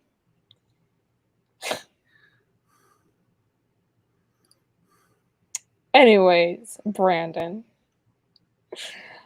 By the way, did you realize that Brandon was Irish with the Irish flag? I was hoping. I don't know if that gave it away or not. Like, I almost said some questionable things thereabouts, because while I am nothing but a dirty American, I have a lot of pride in my Irish heritage. Don't get Brandon on that topic. Don't start it. Trust me. Oh, I've got a few friends around here that when we get together, like, people run because it's let's dream of the old country time. I love conventions. I love them so much. I'm so sad that they're not happening this year. But yeah. I was actually going to go to my first one this year with my brother. And then where are you on the East Coast? I'm in North Carolina. Okay, because there's one in Maryland that I've gone to every year since I was 10, and this is the first year I've never gone, and it's like 1,000-mile trek for me, but it's in. I go to a lot of conventions in Maryland. It's as close to the East Coast as I generally get. Though if Sandy gets her way, I will be at Dragon Con at some point if they ever have it again. Yeah, no, I was going to go up north because I'm originally from Michigan. So my brother still lives up there, and we had a whole discussion because I found his old Marvel cards. And I was like, I didn't know you like these. He's like, I didn't know you like these. And it was beautiful. And so he gave me some of his duplicates. That's so I'm like, Precious. I was just looking at my desk because I actually have the cards from the Avengers movie, all of the Captain America trading cards from the Avengers movie, and I was going to grab them and be like this, but they're on my other desk. They're older than me. His are that he gave me.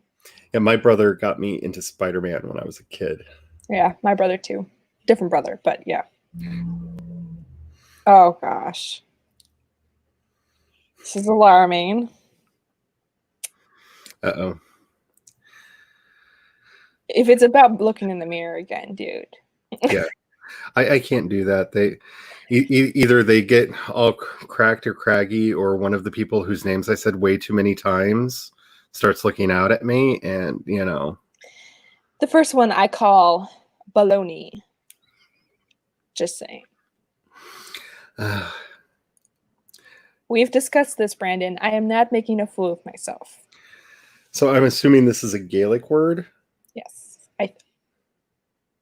Well, I know Brandon speaks Gaelic. I do not know if this is. If it's an Irish Gaelic term, I could try to sound it out, but it would be very slow and painful. Because that's what Granrach, Ruffo. I forgot what the line of. I've just started studying Irish. There. I've just started studying Irish, so I got lost at the O. I put it on the back burner because I really want to stop relying on subtitles when I watch anime. So I've tried really hard on this Japanese thing, and my brain does not want to work like that. Like a lot of people who speak multiple languages have advised me that watching shows without subtitles, even if you don't speak it, is the quickest way to learn. Yeah, immersion's really good. When I studied Russian, the teacher walked in day one and refused to speak English to us. And we had to pick it up as fast as possible. And, she eventually would every now and then when she had to teach us like the Cyrillic alphabet and stuff. But, the vast majority of the classes from day one were in Russian. And immersion is amazingly helpful. I mean, when I went to Mexico, I spent like 3 months beforehand trying Spanish and just with Duolingo and just different programs and not getting it, but not really. And then I went for like 2 weeks and was able to have a conversation. It literally in 2 weeks, it went far beyond everything I learned in months. Yeah, I really want to be able to read it, and the kanji is kicking my butt.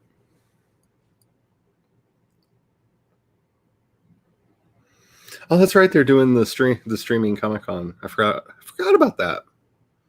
It's still not quite the same, but yeah. That's cool.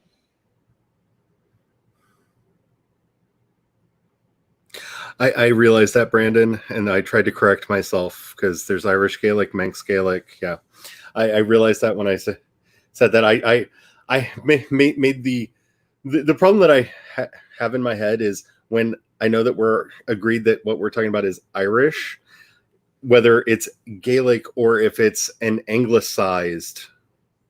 That which is it? That's what I was trying for, but I messed it up. So I apologize. I do know that there is a difference. Yes, I do as well. But I think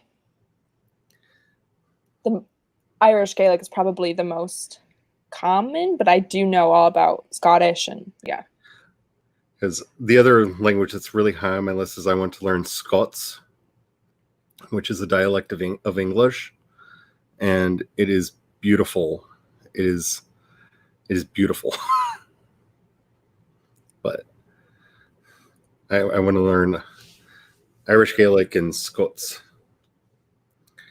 It's on my list. I feel like we need to make a list of what not to say in Ireland because... Don't worry, a lot of us over here do too. I literally could care less. I kind of almost like could care less to the point where I don't even have an opinion. Like if someone doesn't bring them up, I forget they exist. So Yeah, my biggest problem is like I'm not allowed in our restaurant around St. Patrick's Day because I get really worked up about the traditions around here. oh, Because say patties with a T mm-hmm, instead of paddies with a D. and everything, yeah, I get worked up and probably in ways that I have no right to because, like I said, my connections to Ireland go back a couple generations, but Right. That's interesting. Good to know. that's really cool. Hmm. Scots is fascinating. If you're not familiar with it, you should definitely look it up. It's a close cousin to English, but it diverged several hundred years ago, and so some people think that it's just Scottish slang, but it's not. It's an actually full functioning language that operates off of different rules, and you can go back to where at around Middle English the two split one from the other, and I think Scots is a beautiful, beautiful language. And since I also have Scottish heritage, that's one of the things that I would like to learn, just to try to connect. I can't do Spanish. I've tried. I'm wanting to try again, but Spanish and I don't know I what it is. feel like this is where immersion, without immersion, this is what happens. I blame it on. I have a really hard time with Romance languages, and I think it's because I spend a lot of time in Latin, and so they're so similar to Latin that I get really messed up when a P becomes a V or a W or whatnot, and the vocabulary just messes my head up, and I think that's what it is. Because French, I'm no good at. French, Spanish, Italian. That French for me is easier than Spanish because of the R's. I cannot roll my R's. I have tried, and it was quite fun in Mexico because I was working with kids, and what was his name? It was I'm trying to remember the kid's name, but it started with an R, and so I said it in a very American accent, and he's like cracking up because they're so nice there. He's like, no, this, and like rolled his R's even longer. I was like, no way, dude. Like, German R's are a bit tricky for me. yeah. But I feel like with French, it's kind of more. It's not it's not in the mouth. It's more in the throat, which I do better with languages and stuff in the throat than in the mouth. See, I really want to learn Swedish, but because I studied German first and know it fairly well, language cousins to me are the hardest ones to learn when I know one of the other languages. Because even if they're pronounced completely different, if they look the same, my brain gets confused because I'm very visual in my learning.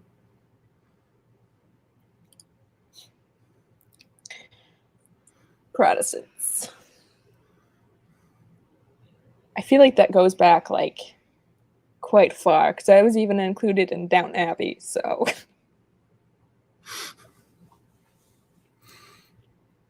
we know. Yeah. Oh.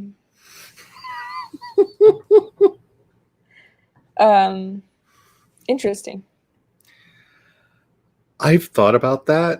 See, I listen to a lot of Japanese bands like X Japan, or X as they should properly be known, but there was already an American band, I think, named X, so they added Japan to their name over here. Is one of my favorite bands, and their songs are like half in English, half in Japanese.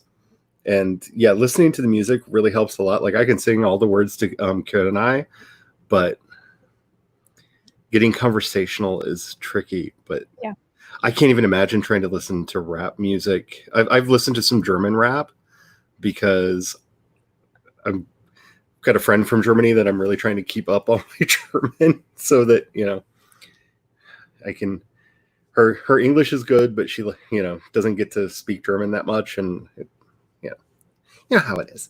Yeah.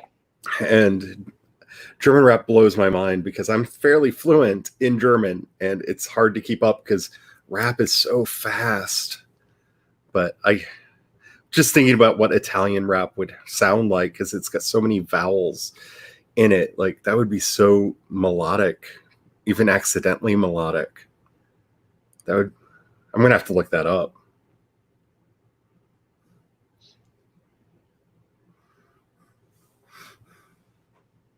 Interesting. What does it mean?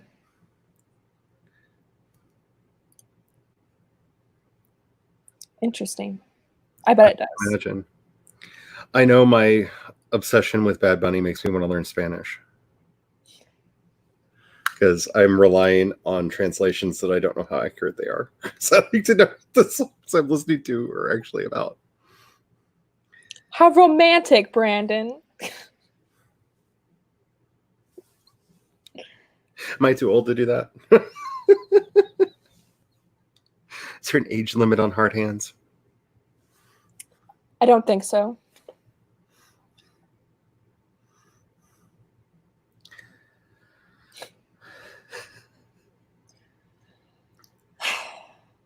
I've actually been learning that from Dora. Just saying. Just a weird language thing that I love in the age of digital media, because when you get a movie now, a lot of times it has like 10 to 20 different language tracks on there. There are movies that I've watched so many times that I almost know by heart, and watching those dubbed in the other languages, I found kind of helpful. And especially, like, I've got a version of Galaxy Quest in German that is really funny, because I don't know, there's something about the actor they got to play Tim Allen, but it's the voice of Tim Allen. It's too good. But I found that very helpful. Alrighty. Let's try for another sprint. Try? Do or do not. There is no try.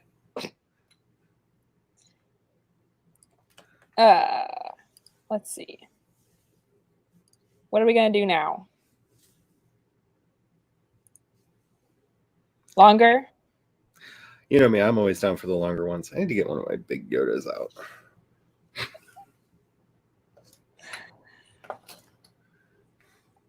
This is too fun. Like, literally, it's too fun. Work? What is work? There's no such thing. Charlie's here. I feel like I just take everybody's life. Oh, Galaxy Quest. Everybody's life. I do. Like, their souls. Oh no, there's a joke for people that come over to the house that there is a time distortion field that people get caught in, because they're just like, I'm gonna come over for a couple hours, and then like the sun is rising the next day, and they're like, how did this happen? I'm like, we were talking. I'm sorry. Like, I take people's lives. Like, I start talking and people don't stop. I think that's a compliment. Just saying. I'm hoping. Did you see this? Go. It's not there. Wait. It's brewed a howling latte. How latte moon. How latte. How at the moon, but how latte. I want to work on that. We'll work on that. It needs work, but yes, Galaxy Quest is like one of my absolute favorite movies. It is completely underrated. They were going to do a sequel to it until one of the actors was in a terrible car accident and is paralyzed from the waist down, and they couldn't figure out how to work that into the story. And if you've never seen Never Surrender, which is a documentary that Fandom Entertainment did, where they went and interviewed the cast and crew of Galaxy Quest, it will make your life so much better. Do you want to share with us, Brandon? Open invitation. 2734. You got it. Whenever we actually get to writing. Get to sprinting. You know what I mean.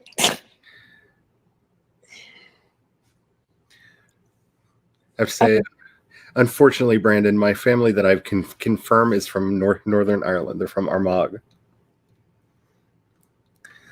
And that makes me nervous. Are you going to tell the story about the Earl? Oh my goodness. That's on my dad's side. One of my ancestors, like my fifth or my like eighth or seventh or eighth great grandfather, was Earl of York. Well, he was in line to be Earl of York and did something. Yeah, he was the heir, the eldest son, and did something so bad that in the 1700s, his father disowned him, called his younger brother back from the priesthood to take his place as heir, and kicked him out. And I cannot find out what it was, and I need to know. I need to know. I was asking what our names were in Irish Gaelic.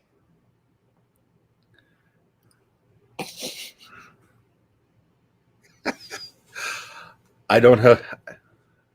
I do not have unionist sympathies. I will let you know. I'm American. I'm American. I will let you know this is the one and only time you'll ever hear me say the sentence. I am extremely Republican. But that requires a very particular context for that statement to be true.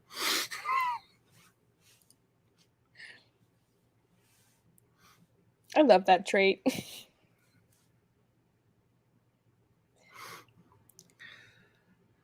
Okay. I was going to wait for Brandon to tell us our names, but I think we're just going to jump into it because we've been on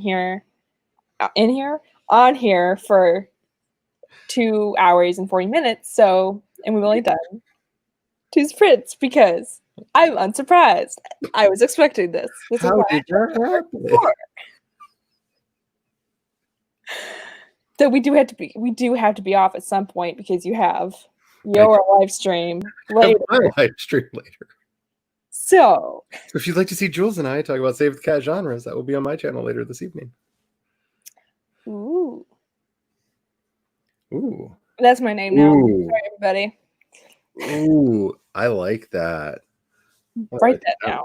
I'm writing that down. Well, see, I haven't settled on my name because I chose Charlie for reasons, and I have been debating Charlotte. I don't mind naming myself. So don't ask other people. But my birth name is Charles Eric, and I've been thinking of Charlotte Aaron to keep my initials and connection. But I like that. That's very interesting. I love the name Charlotte because it's my mom's middle name. And then my brother's name is Aaron. Different spelling, obviously, but still. So, I mean, I'm going to be like... Yeah, I've been seriously... In my head, when I think of my full name, I've been thinking Charlotte a lot, but I really like that. Yeah. Yeah, that's really cool because that's unique, too. So if at some point when I can actually afford T blockers and stuff, my name suddenly changes, it's Brandon's fault. I think it would suit you. Hello, fellow Abigail. I love that name. I really do.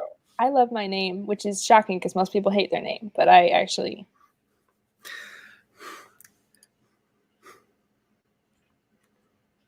Laura may be like you in that all her ancestry is very interesting. I've traced one strain of my family back to William the Conqueror when William the Conqueror came over. Interesting. You would think with my last name being Ford that I would be related to a bunch of different people, but I'm not related to anyone with that last name. Anybody who knows their anti-racist history will understand this statement. I've never been happier in my life than when I found out I am not related to George Dorsett from North Carolina. I lived in fear because a lot of my family did when we came into this country. We diverged. I'm very happy to say I am not related to George Dorsett from North Carolina. Yeah. And if you don't want to be upset, don't Google him. He was a bad person. I wasn't gonna out your name. That's why I was like, when Charlie was asking about what name to use, I was like, not saying anything. Yeah, I completely understand using names, but I want to credit people when they have good ideas. So Okay, Laura's definitely like you in that all her ancestry has interesting tales. So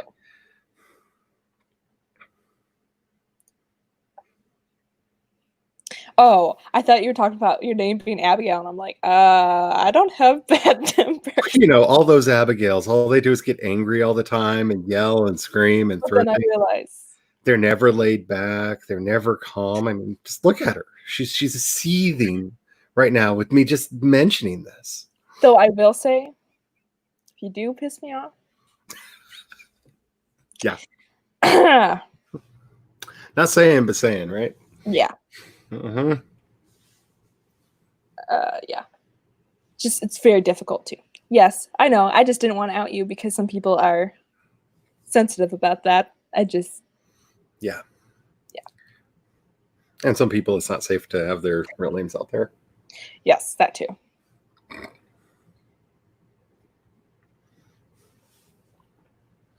Interesting. Well, you should. It's fun. I wouldn't know where to start. I mean, I was at least, if I had to be related to a Ford, we were hoping to be Harrison Ford, especially since my dad looks like him, especially during the Indiana Jones era, because my dad's blonde, so it's more that era. He has gotten so many times where he's like gone to a restaurant and he's eating, and like a lady has come up to him and been like, "Are you related to Harrison Ford? Does he look like?" And then he's like, "No, I'm not." And then he'll pay, and on the name will be Ford. And she's like, "You're lying." That's a true story. But he gets it like because he travels for business and stuff, so he'll get on the airplane all the time, and everyone's like,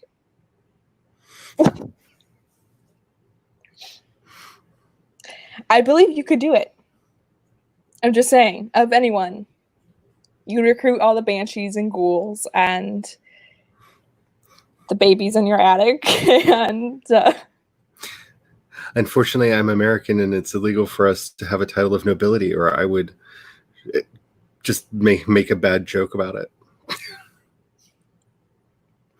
Because just go back over and be like, "How you doing, cuz?" Oh, that would be so fun. Get some overalls and go to the ancestral mansion and just show up and be like all American hillbilly about it. Just like on your shoulder. Make sure I've got a printout of the genealogy so I can show how I'm related. Be like, "Hey, guys, we came to see the house." They'd be like, "Get out now before we." This is why I should not be allowed to go to England. I had the good fortune of a lot of my family started the work, and so I was able to piggyback off what they did. I also did a lot of research using Ancestry.com and their census records and whatnot to be able to piece together. Like, I learned about one of my grandfather's secret wife, that apparently I was the only one in the family who didn't know that he was married before he was married to my mother and to my grandmother, but he was, and I found out about her through that. You can find a lot through public record searches if you can find a free public record search. And you'd be surprised what all is recorded. Like the Dorsett line, I was able to get all the way back to a Francis Dorsett who came over as an indentured servant to Maryland in the 1700s, just prior to the Revolutionary War. And I was able to find his indentureship papers, who he worked for, where he worked, the deed that was signed when he fulfilled his indentureship, as well as like marriage and death records and stuff. Like, you'd be surprised how much has been recorded. And so public record searches are really good. Just knowing where to start, and if you have a general idea of where your family came from. That also helps. Yeah. Oh, good. Because if you said well done, I'd lose all respect for the Dark Lords. So. Papa thanks you for all the gifts. All the gifts. Still heartbroken that Papa died. And nobody on the stream has any idea what I'm talking about. That's okay. I do. That's what's important, right? And that one person who watches it on replay at some point and goes, yeah. What? You think people actually watch us? Offline? Oh no, I know that they do. I know that they do because I get comments in the Instagram. I know people rewatch. Good to know. Well then, hi people who are rewatching. How's the future? Hopefully better than it is now. Yeah. Aww. Keep looking. Like I said, ask around. I don't know exactly where your family's from, but when we first got started, we started with family Bibles because they would write down in there birth and death, births, deaths, baptisms, things like that. Especially going back in time, baptismal records are really helpful because birth certificates and stuff are not as reliable. But a lot of churches have digitized their baptismal records, and on them you can find the names of parents, siblings, and whatever to help verify who people are. So that's a good place to start if you want to find stuff. But my husband's family were Romani, and they came over prior to the First World War. And once we get back to, I can't remember what was Yugoslavia. I think it was the Slavic Republic now. I can't remember where in the map because when we did the research, it was still Yugoslavia. It was before it broke up.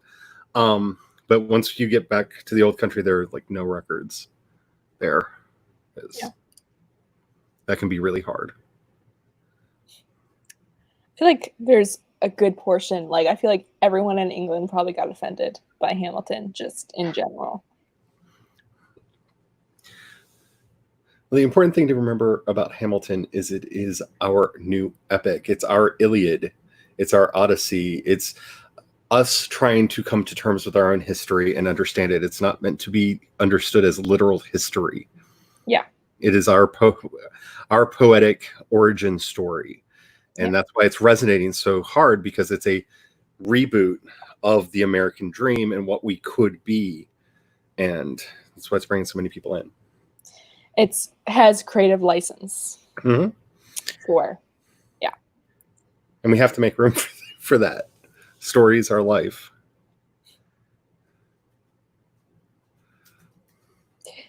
So you're just Irish. That's it.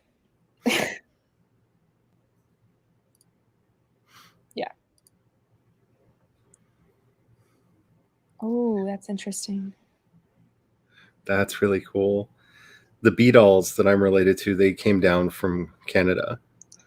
My grandma was from British Columbia, so I know that much.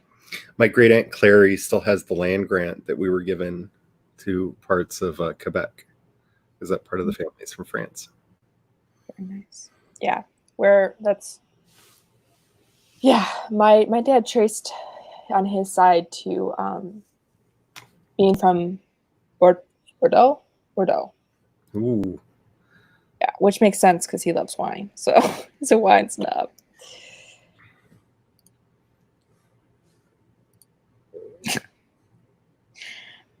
I feel like if with all the claims you've done, if you didn't have that to back you up, that you're just pure, no one would respect you. So at least you have that, because I'm just saying. All right. Let's try. I'm trying not to be bossy here today because it's your stream. So. No, you're good. I'm having fun. It's a blast. I'm having a blast. Alrighty. 2734. We finally got to it. Don't forget to drink water. Okay. 27:34. And 3, 2, 1.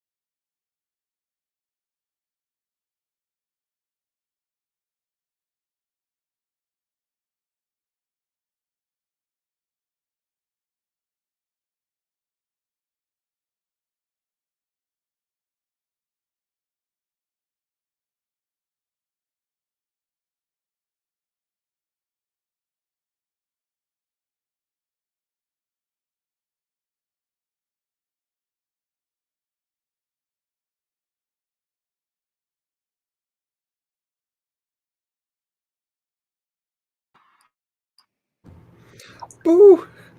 Yay, the ghosty one. Papa approves. Papa approves the ghosty one. Yay, ghosties.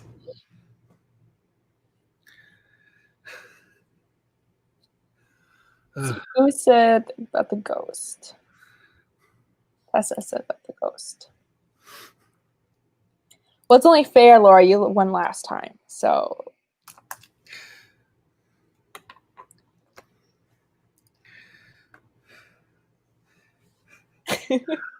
I'm not even going to look at how many words I did that time. I got 316. I got distracted out of annoyance and figured out how to put an avatar on here. Oh, can you tell me now? Yeah, you have to hit the 3 dots on your image, and it's one of the options down at the bottom of the screen. When you mouse over, there's 3 dots. One of the options should be upload avatar. Ah, I see. Because I got annoyed that it kept putting up the empty. I noticed that. Shell. And so I went on a research bender for that, and then I figured out how to do that, and I was like, yes. And then I realized I needed to figure out when people started doing scrying, so I had my dates right. And that was a rabbit hole that I'm really enjoyed going down. So Brandon says it's ironic that Ghost won since we were talking about ancestors. Well, and in honor of all the lost papas, I have to say the ghost always wins in the end.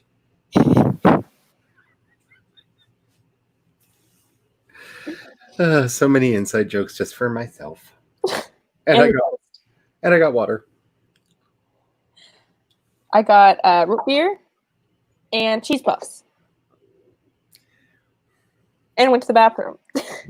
So, and got 300 words, over 300 words. So I felt like that was a pretty good sprint for me. And I ignored Brandon. That's hard to do. It is. That's really hard to do. It was everything in my power not to put some of the things that he put in there into Google Translate to find out what they mean. Me too. Because I'm in enough research rabbit holes right now, finding out what's being yelled at me in another language is not helpful. I'm doing it now. Yay! Tell us when you figure it out. Well, unfortunately, it translated it into Latin because that's the last thing that I was doing. Oh, Bridget may give you her gift. That's what. At least that's what Google Translate says it means. St. Bridget is very close to my heart. Is it supposed to do something in particular? And also, what did we do to deserve a curse? Well, all I know is I'm just afraid that that's going to have something to do with cows, because when I read The Life of St. Bridget, it was a lot about cows, and there's actually not a lot about Brig that I could find, and I've been wanting to find more. But Brandon always says he loves to talk about his ancestry and just anything with Ireland involved. So, if you have any questions. I have a feeling that one day I will do a live stream with Brandon and just be like, teach me. Educate me. Help me be a little while because yeah. Help me be less awful.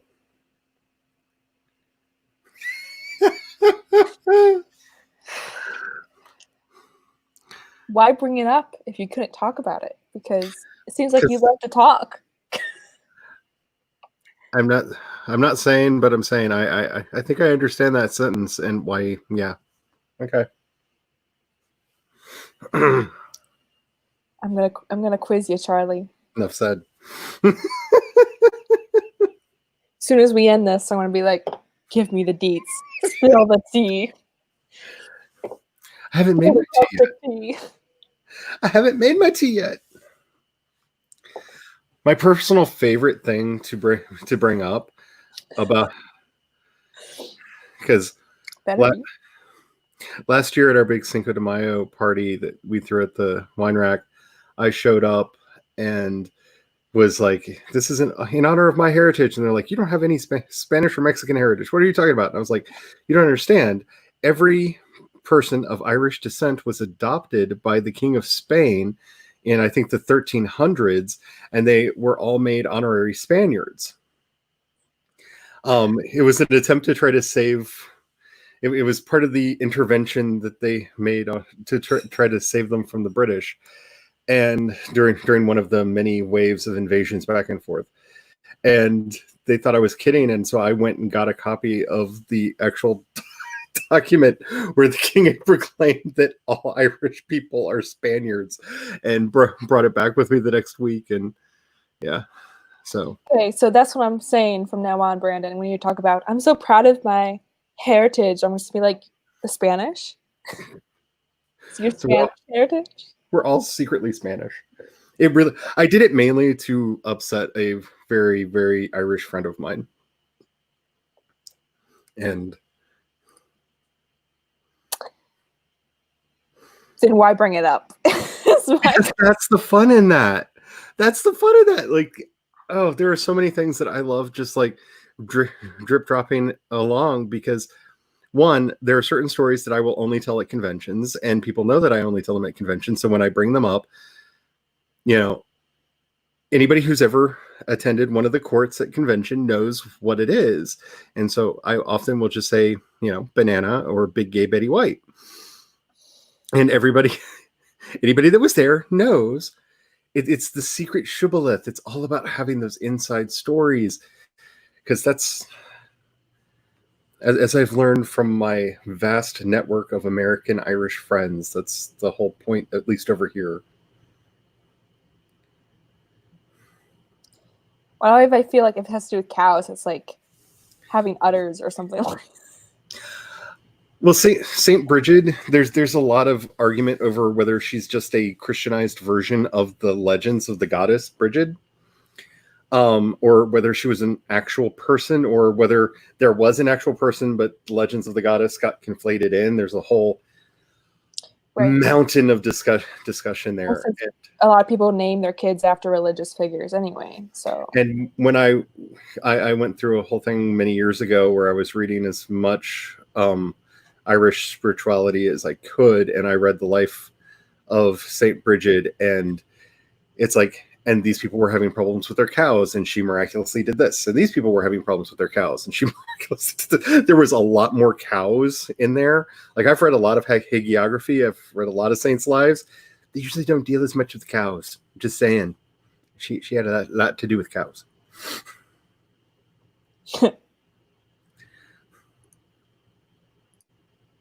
I would never call myself Hispanic.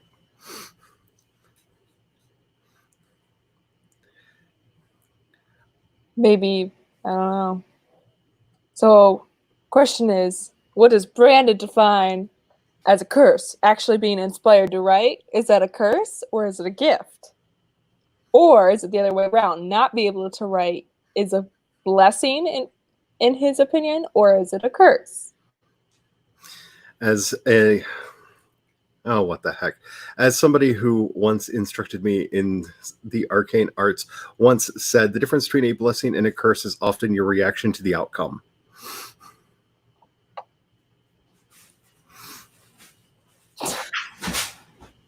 My cat just destroyed something. I'll be right back. Okay. Interesting. Her crow. Brandon, you are suspicious. You are a suspicious character. Very interesting. Though I do like, I'm going to just give you the benefit of the doubt and say that you were trying to grant us with inspiration.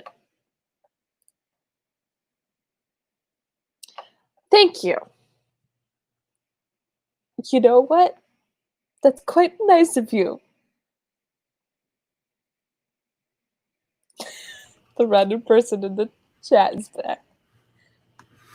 Enjoy your 2 packets of tea and hopefully get more. Welcome back. Was it Minerva?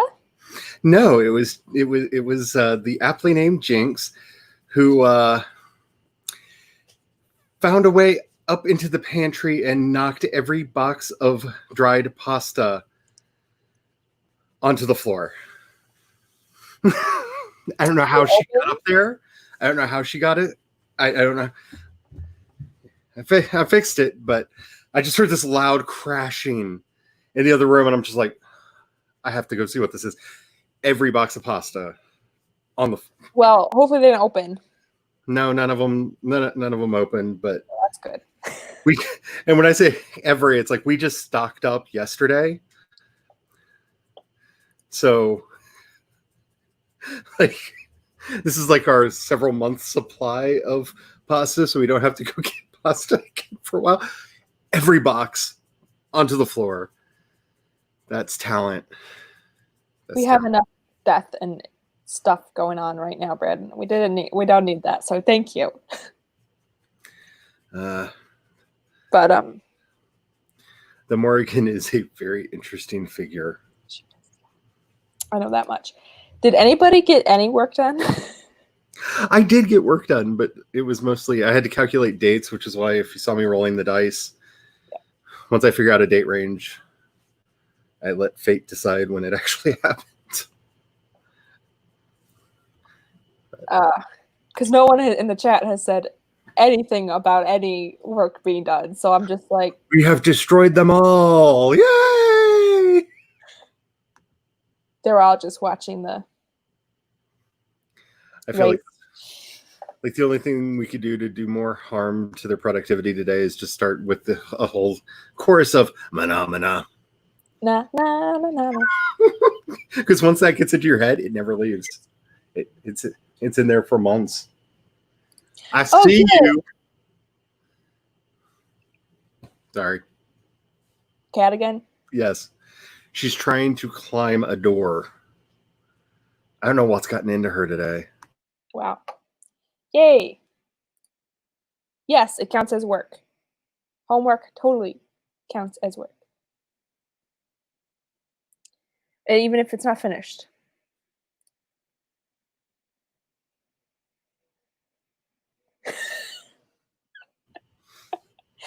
We have our very own messenger from the gods.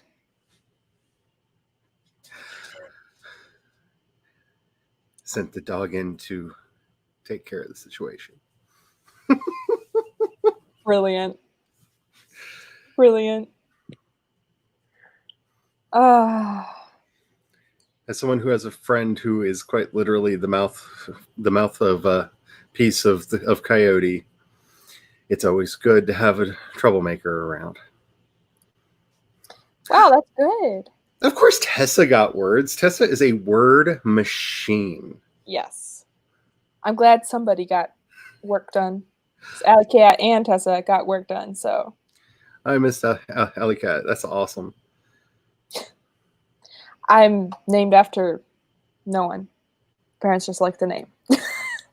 I am named after my grandfather and father. That's my first name. And my middle name is a person my mother swore that she would name a child after for random reasons. So there's technically a purpose to my names. I think that may work against you, Brandon, because pretty sure Charlie is already in cahoots with all the underworld, so. I am very close with a lot of the spirits of darkness, as Bob will attest to, because Bob is always yelling at me about how I'm just a tool of the devil. And I'm just like, okay, I've read Milton. I'm fine with that. Yeah. I mean, I don't think they knew anyone named Abigail, and it wasn't any historical figure, unless it was biblical. So I don't think it was just that. Abigail Adams was kind of awesome, so it's not a bad thing to pretend. Yeah. Ooh. Then definitely check out the stream, because what we're talking about is how to come up with ideas for stories tonight. On Charlie's channel. on my channel. Oh, wait. Charlie's channel. Yeah, on my, Cool. on my channel later this evening. That's actually going to be the topic. In an hour and a half. Yep. Correct. Yep. So you should check that out, Megan. Hello, Orla. I love that image. That avatar is amazing. I feel like I feel like I've shorted myself. I was watching the stream that who was it? It was Kate and Jessica did the other day when they were talking about how everybody has such cool avatars and they just use their face. And I feel like that. I'm just like, I need to just like make a really cool avatar for myself and forget about my face. Unless that is your face, and if that is your face, that's awesome. How did you do the light show? A pulled ranch dressing with salad. I think you got that backwards, but no, I don't. I think that was on purpose. Are you from the South or the Ozarks too? I think Mr. P's from Kentucky. So you're a neighbor. I love Kentucky. Kentucky is really, really, really pretty. It is. I mean, that's one thing.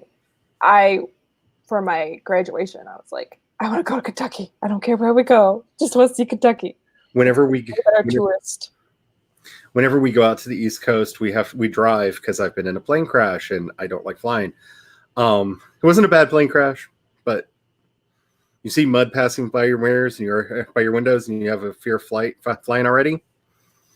I don't like flying, so we have to drive the full length of Kentucky every time we go out to the East Coast, and I love it. It's beautiful. It is really pretty. I think it's one of the prettier states, especially in that area. I feel like certain states just look all the same, but not Kentucky. So, you decide how many points though. I was for ranch dressing. See, the person in me who's trying to be much more self-conscious about how I eat is like, that has to be low, like 100, but like the human part of me, like ranch dressing is up there with Jesus and pasta and brownies and all that. You know, we just love and worship. Like, can't tell you how many times I've been to the church, the church dinners, and everything was ranch something. I thought you were going to say the Church of Ranch, and I was going to be like, actually, we have a cowboy church in town, which is funny because there ain't no cowboys around here. Well, I think they mean a different ranch. Anyways, so I'd say 400 or 500 because again, ranch. And the way you phrase that is way better than the other. You get less points for the phrasing it the other way around. I'm just saying. Yes, definitely.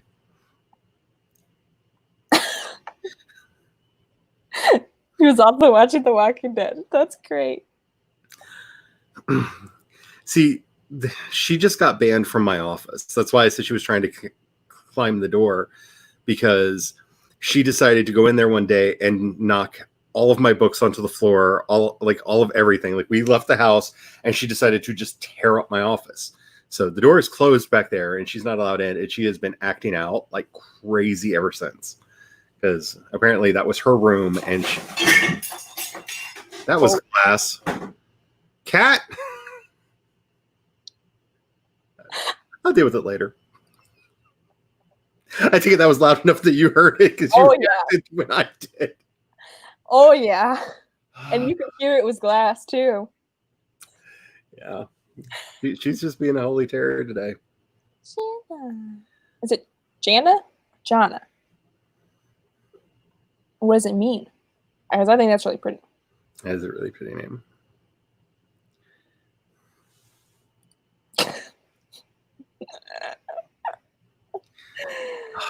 Tell me about it. That sprint, because when you start looking up research on like weird metaphysical stuff, like I'm doing for this dark urban fantasy, like you get lost on like, when do you count it? Do you try to guess when the legends would have been from, or the first recorded incident of it in like a papyrus or a cuneiform tablet and stuff like that? And it gets really rabbit holey because I like to try to tie as much of the weirdness in with actual history as I can, just because I think that's really fun. Yeah. But yeah, I get lost. I've way too You lost. can get lost. It's beautiful. I love that picture. I'm gonna take it too.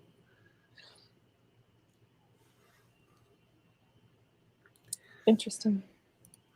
I have my grandfather's name too. Yeah. I figured it was. I got it. Yeah, okay. We're letting Mr. P decide, but it has to be up there. That's what we're... Yeah, it has to be high. It just saying. Oh, thanks, Brandon. I might have to put that into the thing that there are such things as curb blessings. Curb blessings. And credit Brandon. I like that phrase, curb blessing. Okay, so Jana, I believe, was the first one I said. Awesome. Yep. Thank you. I will filing it away. Hopefully I remember. I know that those are musical notes in your avatar, Alley Cat, but every time I see it for just a minute, I think it's Hebrew in my head, and I'm just like, okay, so what does that say? And what? Oh no, I keep trying to read it as if it's a word, even though it's musical notes. You can always replay because we had some hilarious moments where we were both dying. So she broke me. Wrong way. She broke me. I'll get that right eventually. My life is complete. I have broken Charlie. That is an achievement I find. That's not easy to do. Find most happy. They'll remind me when this is over, and I'll tell you about the time I broke somebody with my face. And not in any of the ways you're thinking.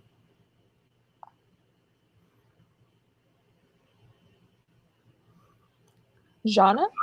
Jana. Yeah. Jana. Okay. This is where it would be very handy if everybody knew how to read the IPA phonetic alphabet, but I use it all the time, and I still have to look it up because it does not want to stick in my head. So there needs to be a better IPA phonetic alphabet so that we can use it.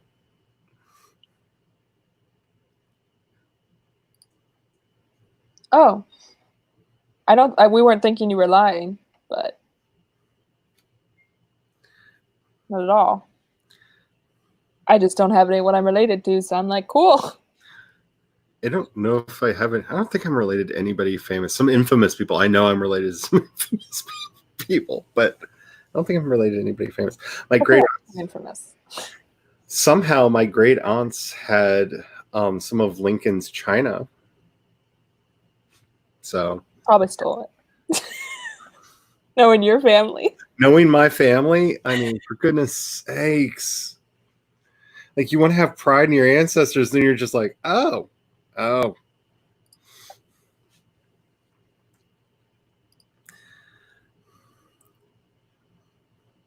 You know what I'm gonna try to do for that for y'all is do a blank like template that we can just copy and paste the numbers in as they get updated.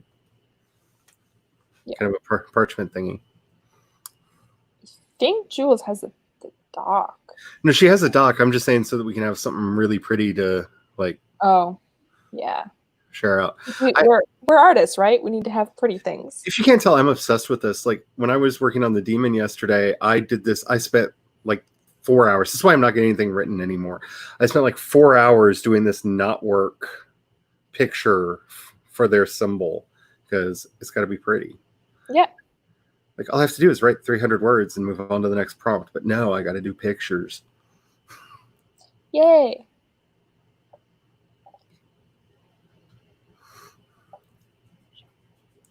I'm like working on remembering it because I want to get it right. And then sometimes it's like bad with names, you know?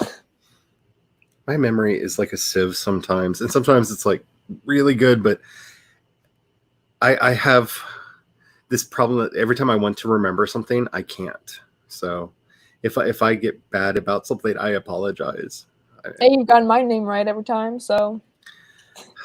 Well, it's one of those things. Like I have what did Sue used to call it? She used to call it embarrassment amnesia disorder. I always forget when it would be most embarrassing not to know. That sucks. I actually do know Hebrew.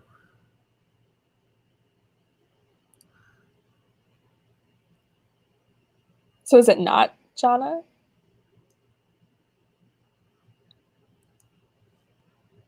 I'm confused. Because usually AH is phonetic for ah. Yeah. Just A is phonetic for ah. Usually. And if you want to make an A sound phonetically, that's usually written with an E. And a double E if it's supposed to be, or an I if it's supposed to be E. But again, we need a better IPA. Which I'm not talking about beer for anybody who's confused. It's the International Phonetic Alphabet. Okay, interesting. So is it, because originally I thought I said Jana, like January. I have no idea at this point. Yes, I think it has. I think we've all gone a little woohoo. I've already been there. I have a house there. I like it. I mean, I do too. It's just like a vacation home. Sometimes you pop over, sometimes you don't. You know. Oh, I just live there, man. Makes everything all good, you know. You just sit back, you relax. Your cat breaks things made out of glass in your kitchen, and you just go, "Hey, it's all good. I didn't eat that anyway." Whatever it was. Like, Okay, so it is like January. So Jana, Jana. which I did get right the first time. Simple shortcut. It's Jana like Janet. Oh.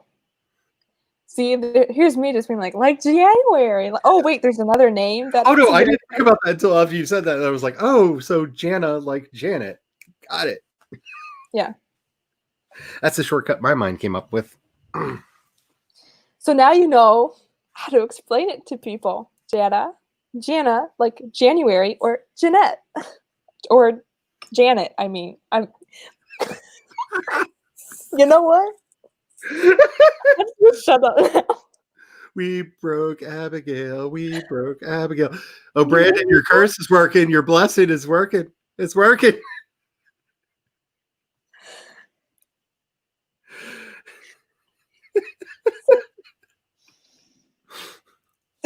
Your presence did. Yeah, that's not surprising. Although, I mean, I've been on sprints with you before, and I don't think we've gotten quite as cookie. So, cookie.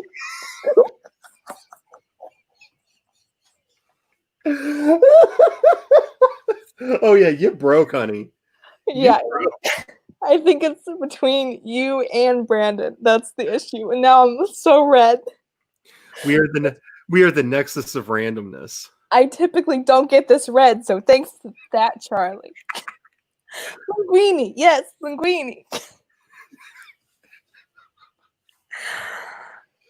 Were you there for that stream? Yes. Linguini happened. Ugh.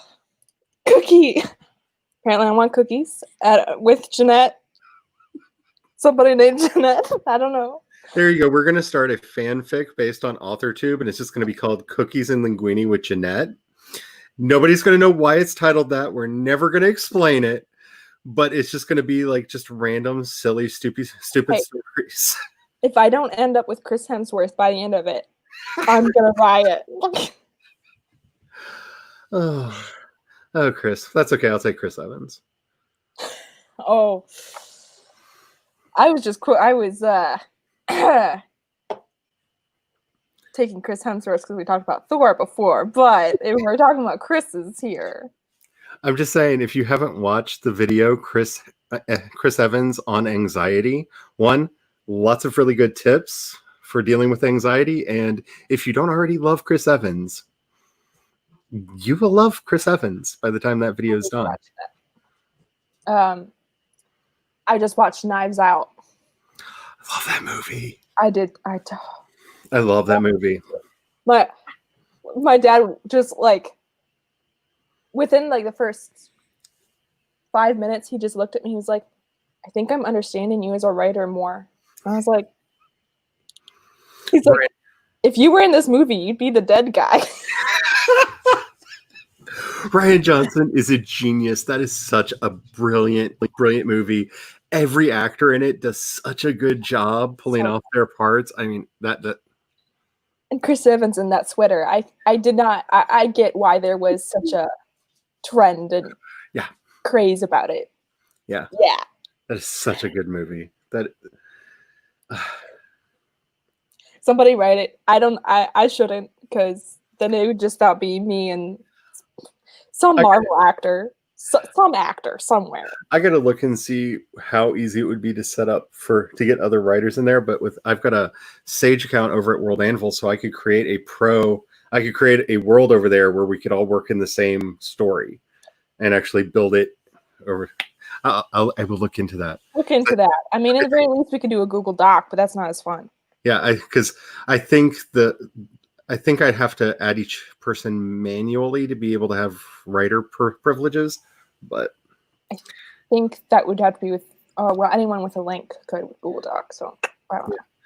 So I'll take a look at it, because that would be really fun, because then we could do various spin-offs and all kinds of stuff. There's some fun stuff we can do over there. Each author tuber has their own fanfic. Because I just think it would be so funny and silly, and just make like this like fairy tale land, like Jules and I running off to far, far away island to go collect our slimes and whatnot, because, you know, it's what we do. You have to have them all. They're so cute. They're so cute. How do you not want all of them? As I realize I'm sitting here surrounded by at least 3 in arm's reach. Because you gotta have your signs. You gotta have your signs. So cute.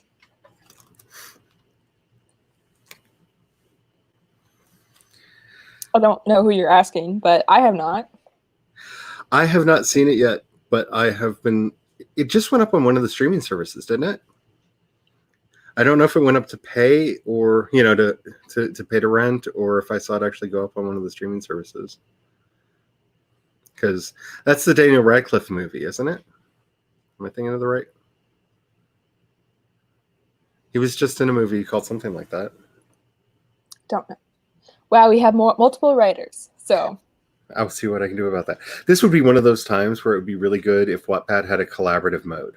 Yes, you're so right. Interesting. We just make an AuthorTube account. Just AuthorTube_fanfics. And then it's all anonymous. Nobody knows who wrote what. It's great. Okay. That sounds right. I saw it on something, but the problem with Amazon Prime is you never know what you have to pay for and what's free, because a lot of times that little banner in the corner that says, available in Prime is hard to see. Yes. But if it's got Daniel Radcliffe in it, I even watched, what was it, Dominion, because I'll watch that. This is an interesting suggestion. Bye, Brandon. Thanks for coming and have fun. Kerr blessing us. Have fun storming the castle. Think it'll work? Not a chance. I have a morbid fear that if I ever start writing fanfic again, it's probably going to be Princess Bride fanfic. Why is that a fear? Do it. Go for it. I have weird ideas of the lost adventures of Inigo Montoya and the Dread Pirate Roberts. And why they didn't recognize each other when they first met. Yeah. People might enjoy reading them, but I might not be welcome at certain parties anymore. Because you're concerned about that? Really? I think we are too. I mean, yeah, that's where I was like, where's a good collaborative writing platform? Because that's what I really want, is where we could all just be in there doing stuff. Make our own Animal Crossing. But it's all author tubers. That would be great. Oh man, I could turn on light. And we know we've made it when Jessica Williamson does a video about how she's the grumpy cat.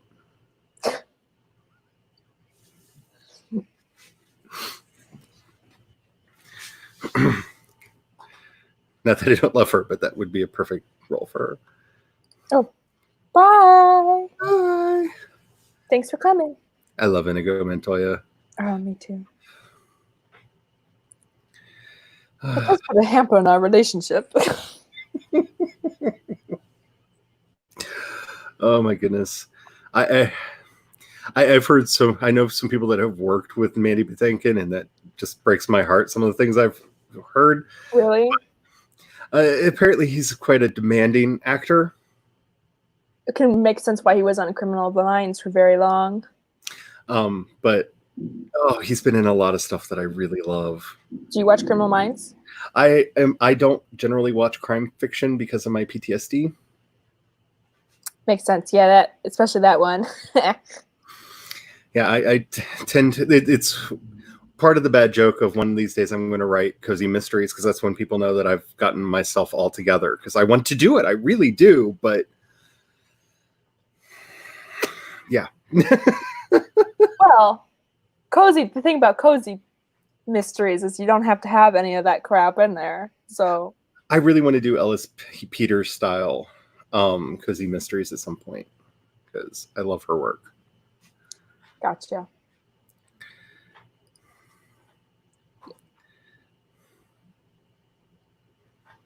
I could see that. I could imagine going through that. Like, it can't be easy, especially because I'm not sure if he's a method actor or not, but just having to put yourself in the mindset of... Well, his character is very...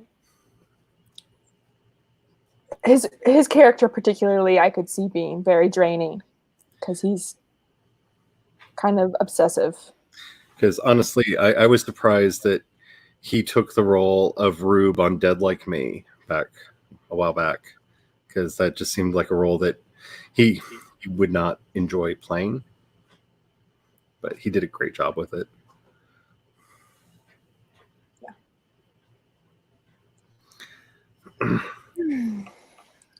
So we've been going for almost 4 hours. It's my fault. I'm sorry. I can't do short streams. No, you're good. This has been a whole lot of fun, and I've really enjoyed myself. I've had a blast. Yeah. It's conversations. The diversity in conversation too is phenomenal. So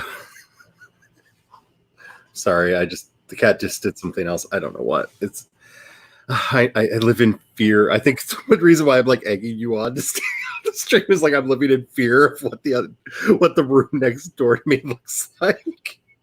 She just came in here with her chest puffed up, looking all proud. What did you do?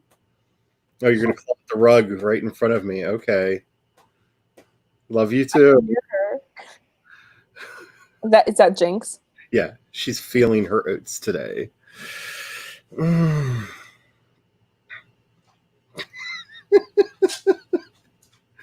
gonna have to tell us though. Like, as soon as you got on with Jules, you're gonna like, for everyone who's on Abigail's stream, this is what happened. Oh, I'm just terrified because that sounded like something broke. Yeah. Hopefully nothing precious. Yeah. Well, it's more like where she was, that might have been a container of something. So some sort of sauce or dressing or something all over your floor. All over the floor, and I don't even want to think about that until I have to think about that. Yeah. She's not leaving footprints all over the house, so it's not too bad. Yeah, this is a lot of fun. This is one of the reasons why I'm going to, at some point, start doing just chat streams over on my channel. I was talking to my husband about it this morning, because I told him, I said, if nothing else, you need to be the Ed McMahon sitting in the background, just occasionally spouting off, because I think that would be really fun. So I'm wanting to set it up at some point when he can actually be here for that. But I don't have a date yet, but I'm a talker, and as I said in one of the streams on my channel, because I've done way more than I ever intended doing.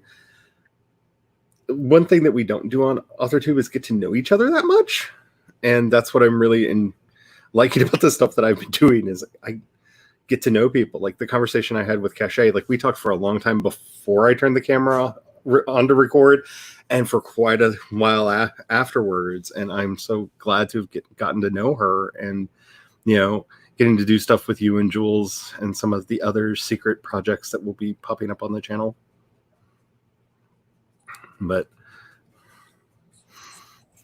I'm excited. Lots of talky talk for me. That's awesome.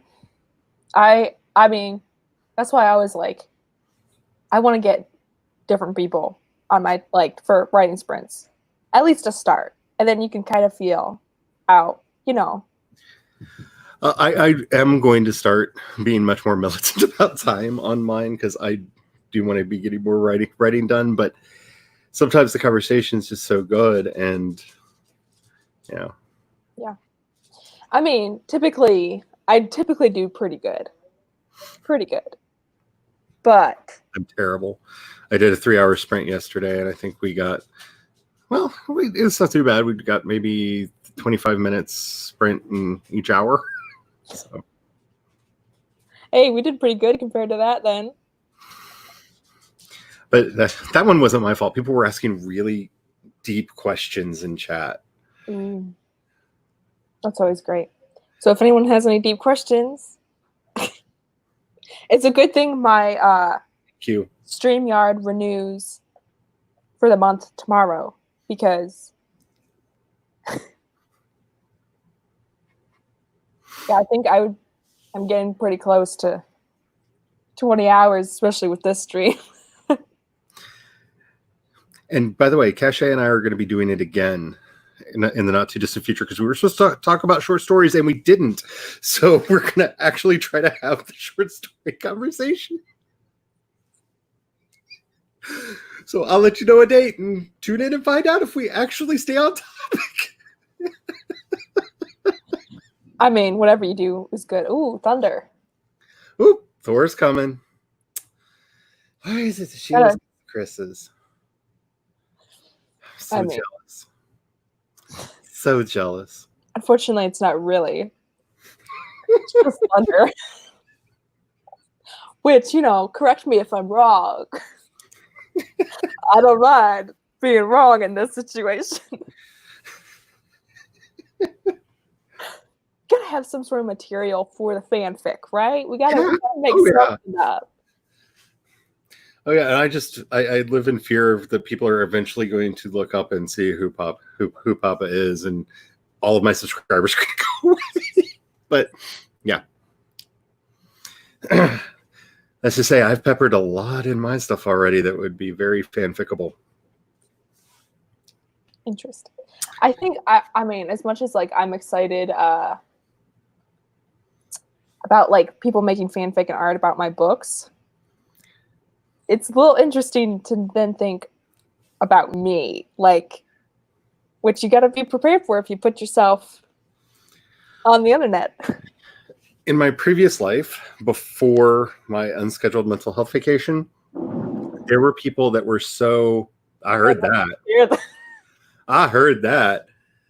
There were people that were so angry at me for both some of the work that I had done and just being me, that they used to make t-shirts and buttons and stuff with my name and face in it.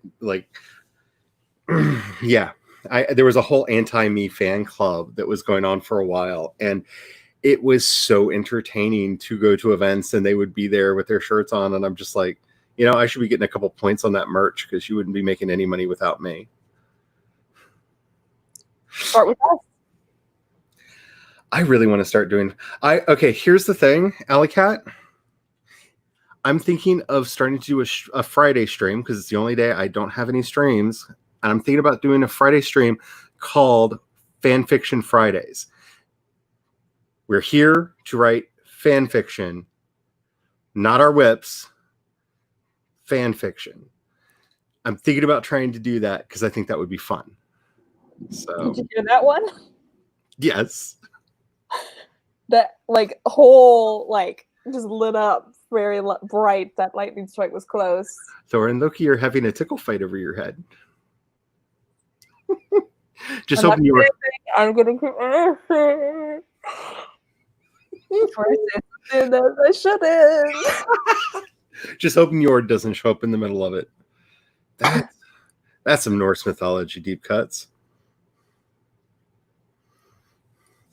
Yeah, there's a lot of stuff. There's a lot of stuff that I would like to do fanfic about, but one of the things that caused, and why I'm so open about it, one of the things that caused my unscheduled mental health vacation was I got so serious about business that I neglected everything in my life. Don't do that. And it's hard for me to convince myself that I should just have fun and write fan fiction, even though that's where I started and I would love to do it. And so I thought if I did a stream that was just nothing but today's fanfic day, I could force myself to at least write fanfic then and get back into the habit. So I'm not saying I'm going to do that tomorrow, but if you follow me on Instagram, I'm known for the pop-up live streams. Yeah. Whenever you feel like it. Yeah. It's very spontaneous, like INFP. Just saying. I did not expect to like live streaming at all. I thought this would be the part of doing YouTube that I would not like because of that. I don't like the public speaking that much and all that. And when I first started podcasting like 10 years ago, we did the show on TalkShoe. And so it was just our voices. There was no video, but there was a chat room. And it was so nerve-wracking to have a chat room with my voice going out that I thought I would hate it, and I didn't, and it surprises the living F out of me. It's great. So, yeah. I think my channel's going to be mostly live streams and the occasional video. Hey. So. That's how my channel's been this month. And I know for a fact it's how Jules has been, because she's like, what are videos? I don't like editing. I don't like taking the time to edit. It's not that I hate the editing process. It's the amount of time that it takes that I just don't feel like I don't want to do it. Like I was literally searching for apps that would help like auto cut down like when you stop talking. So, they would just get rid of the silences and stuff to make it easier. And I'm just like, why spend all this time, energy, and money? Just do a live stream and people get into it or not. I'm not doing this for money. Doing this for fun. Which is good because it takes forever to get money on YouTube. And then even then it's like, here's 20 cents. Trust me, and something for all writers who want to make a living, have multiple streams of income. It really does help. I think that's a good rule of thumb for anybody. Yeah. Because I'm kind of into investing and stuff, and they always say, have at least 5. At least 5. So, yeah, good advice. I get like we said on the stream the other day, if anybody ever promises that they're going to show you how to make $1 million selling books, they're after your money so they can make $1 million off the book they sold. Because it happens, but it's ruby dust. It's just it's the fairy's blessing. But we wouldn't be anything else. Can we even be anything else? I couldn't. But you find other ways to make it through, and there are a lot of other ways. And I think it's now more than ever it's easier to make a living as a writer. I agree. Because between Patreon, think about it. If you can just find 1,000 fans that like you, that and give you $1 a month on Patreon, that's $12,000 a year. It's not like a great income, but that's $12,000 a year. Now you have tiers, and some of those people are giving you 5, 10, whatever. It between Patreon and the other options that are available to us, I think it's much more reasonable to be able to make it with a smaller audience than it ever has been before. I agree. And if you publish on Amazon, then you get, 75% of your royalties. Mm-hmm. So that means you need to sell a whole lot less to make the same amount as some traditionally published authors. I was talking with somebody on somebody else's stream, and they're doing a course right now on Amazon ads. And the first thing that they never tell you when they're doing those courses is figure out what your royalty is per book. Because if you're paying $5-10 for an ad placement, and you're only making $2, $2 or $1.50, depending on the price of your book, right? You're never making your money back. You're just sending money out into the wind. Mm-hmm. Even if everybody who clicks on your ad buys the book, you're still losing money. And Amazon, I have feelings. I'm gonna shut up now.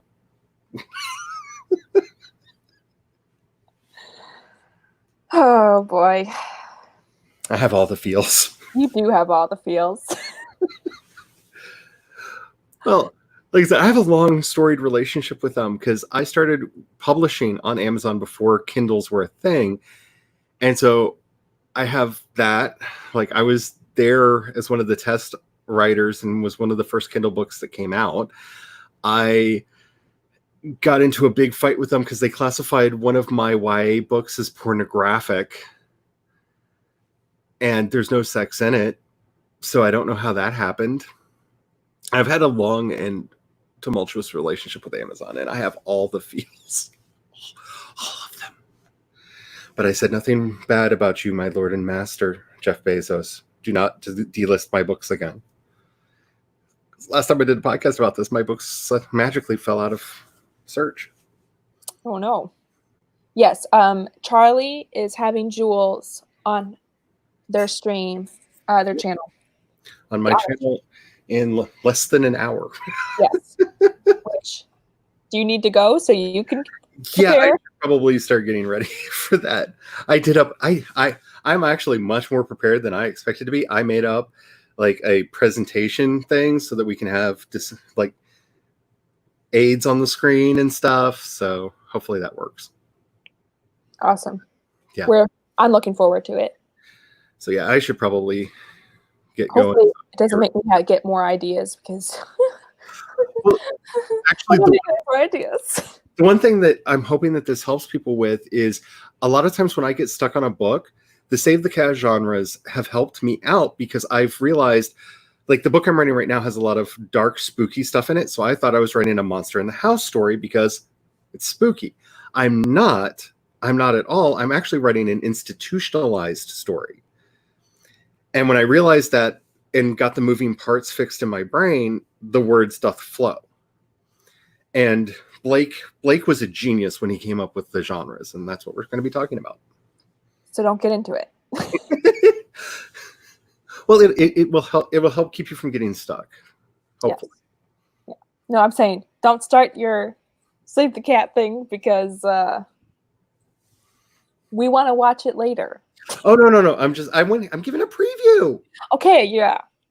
Wetting everybody's palate. I said tablet. Oh, I have issues today. Well, I have issues every day. Anyways.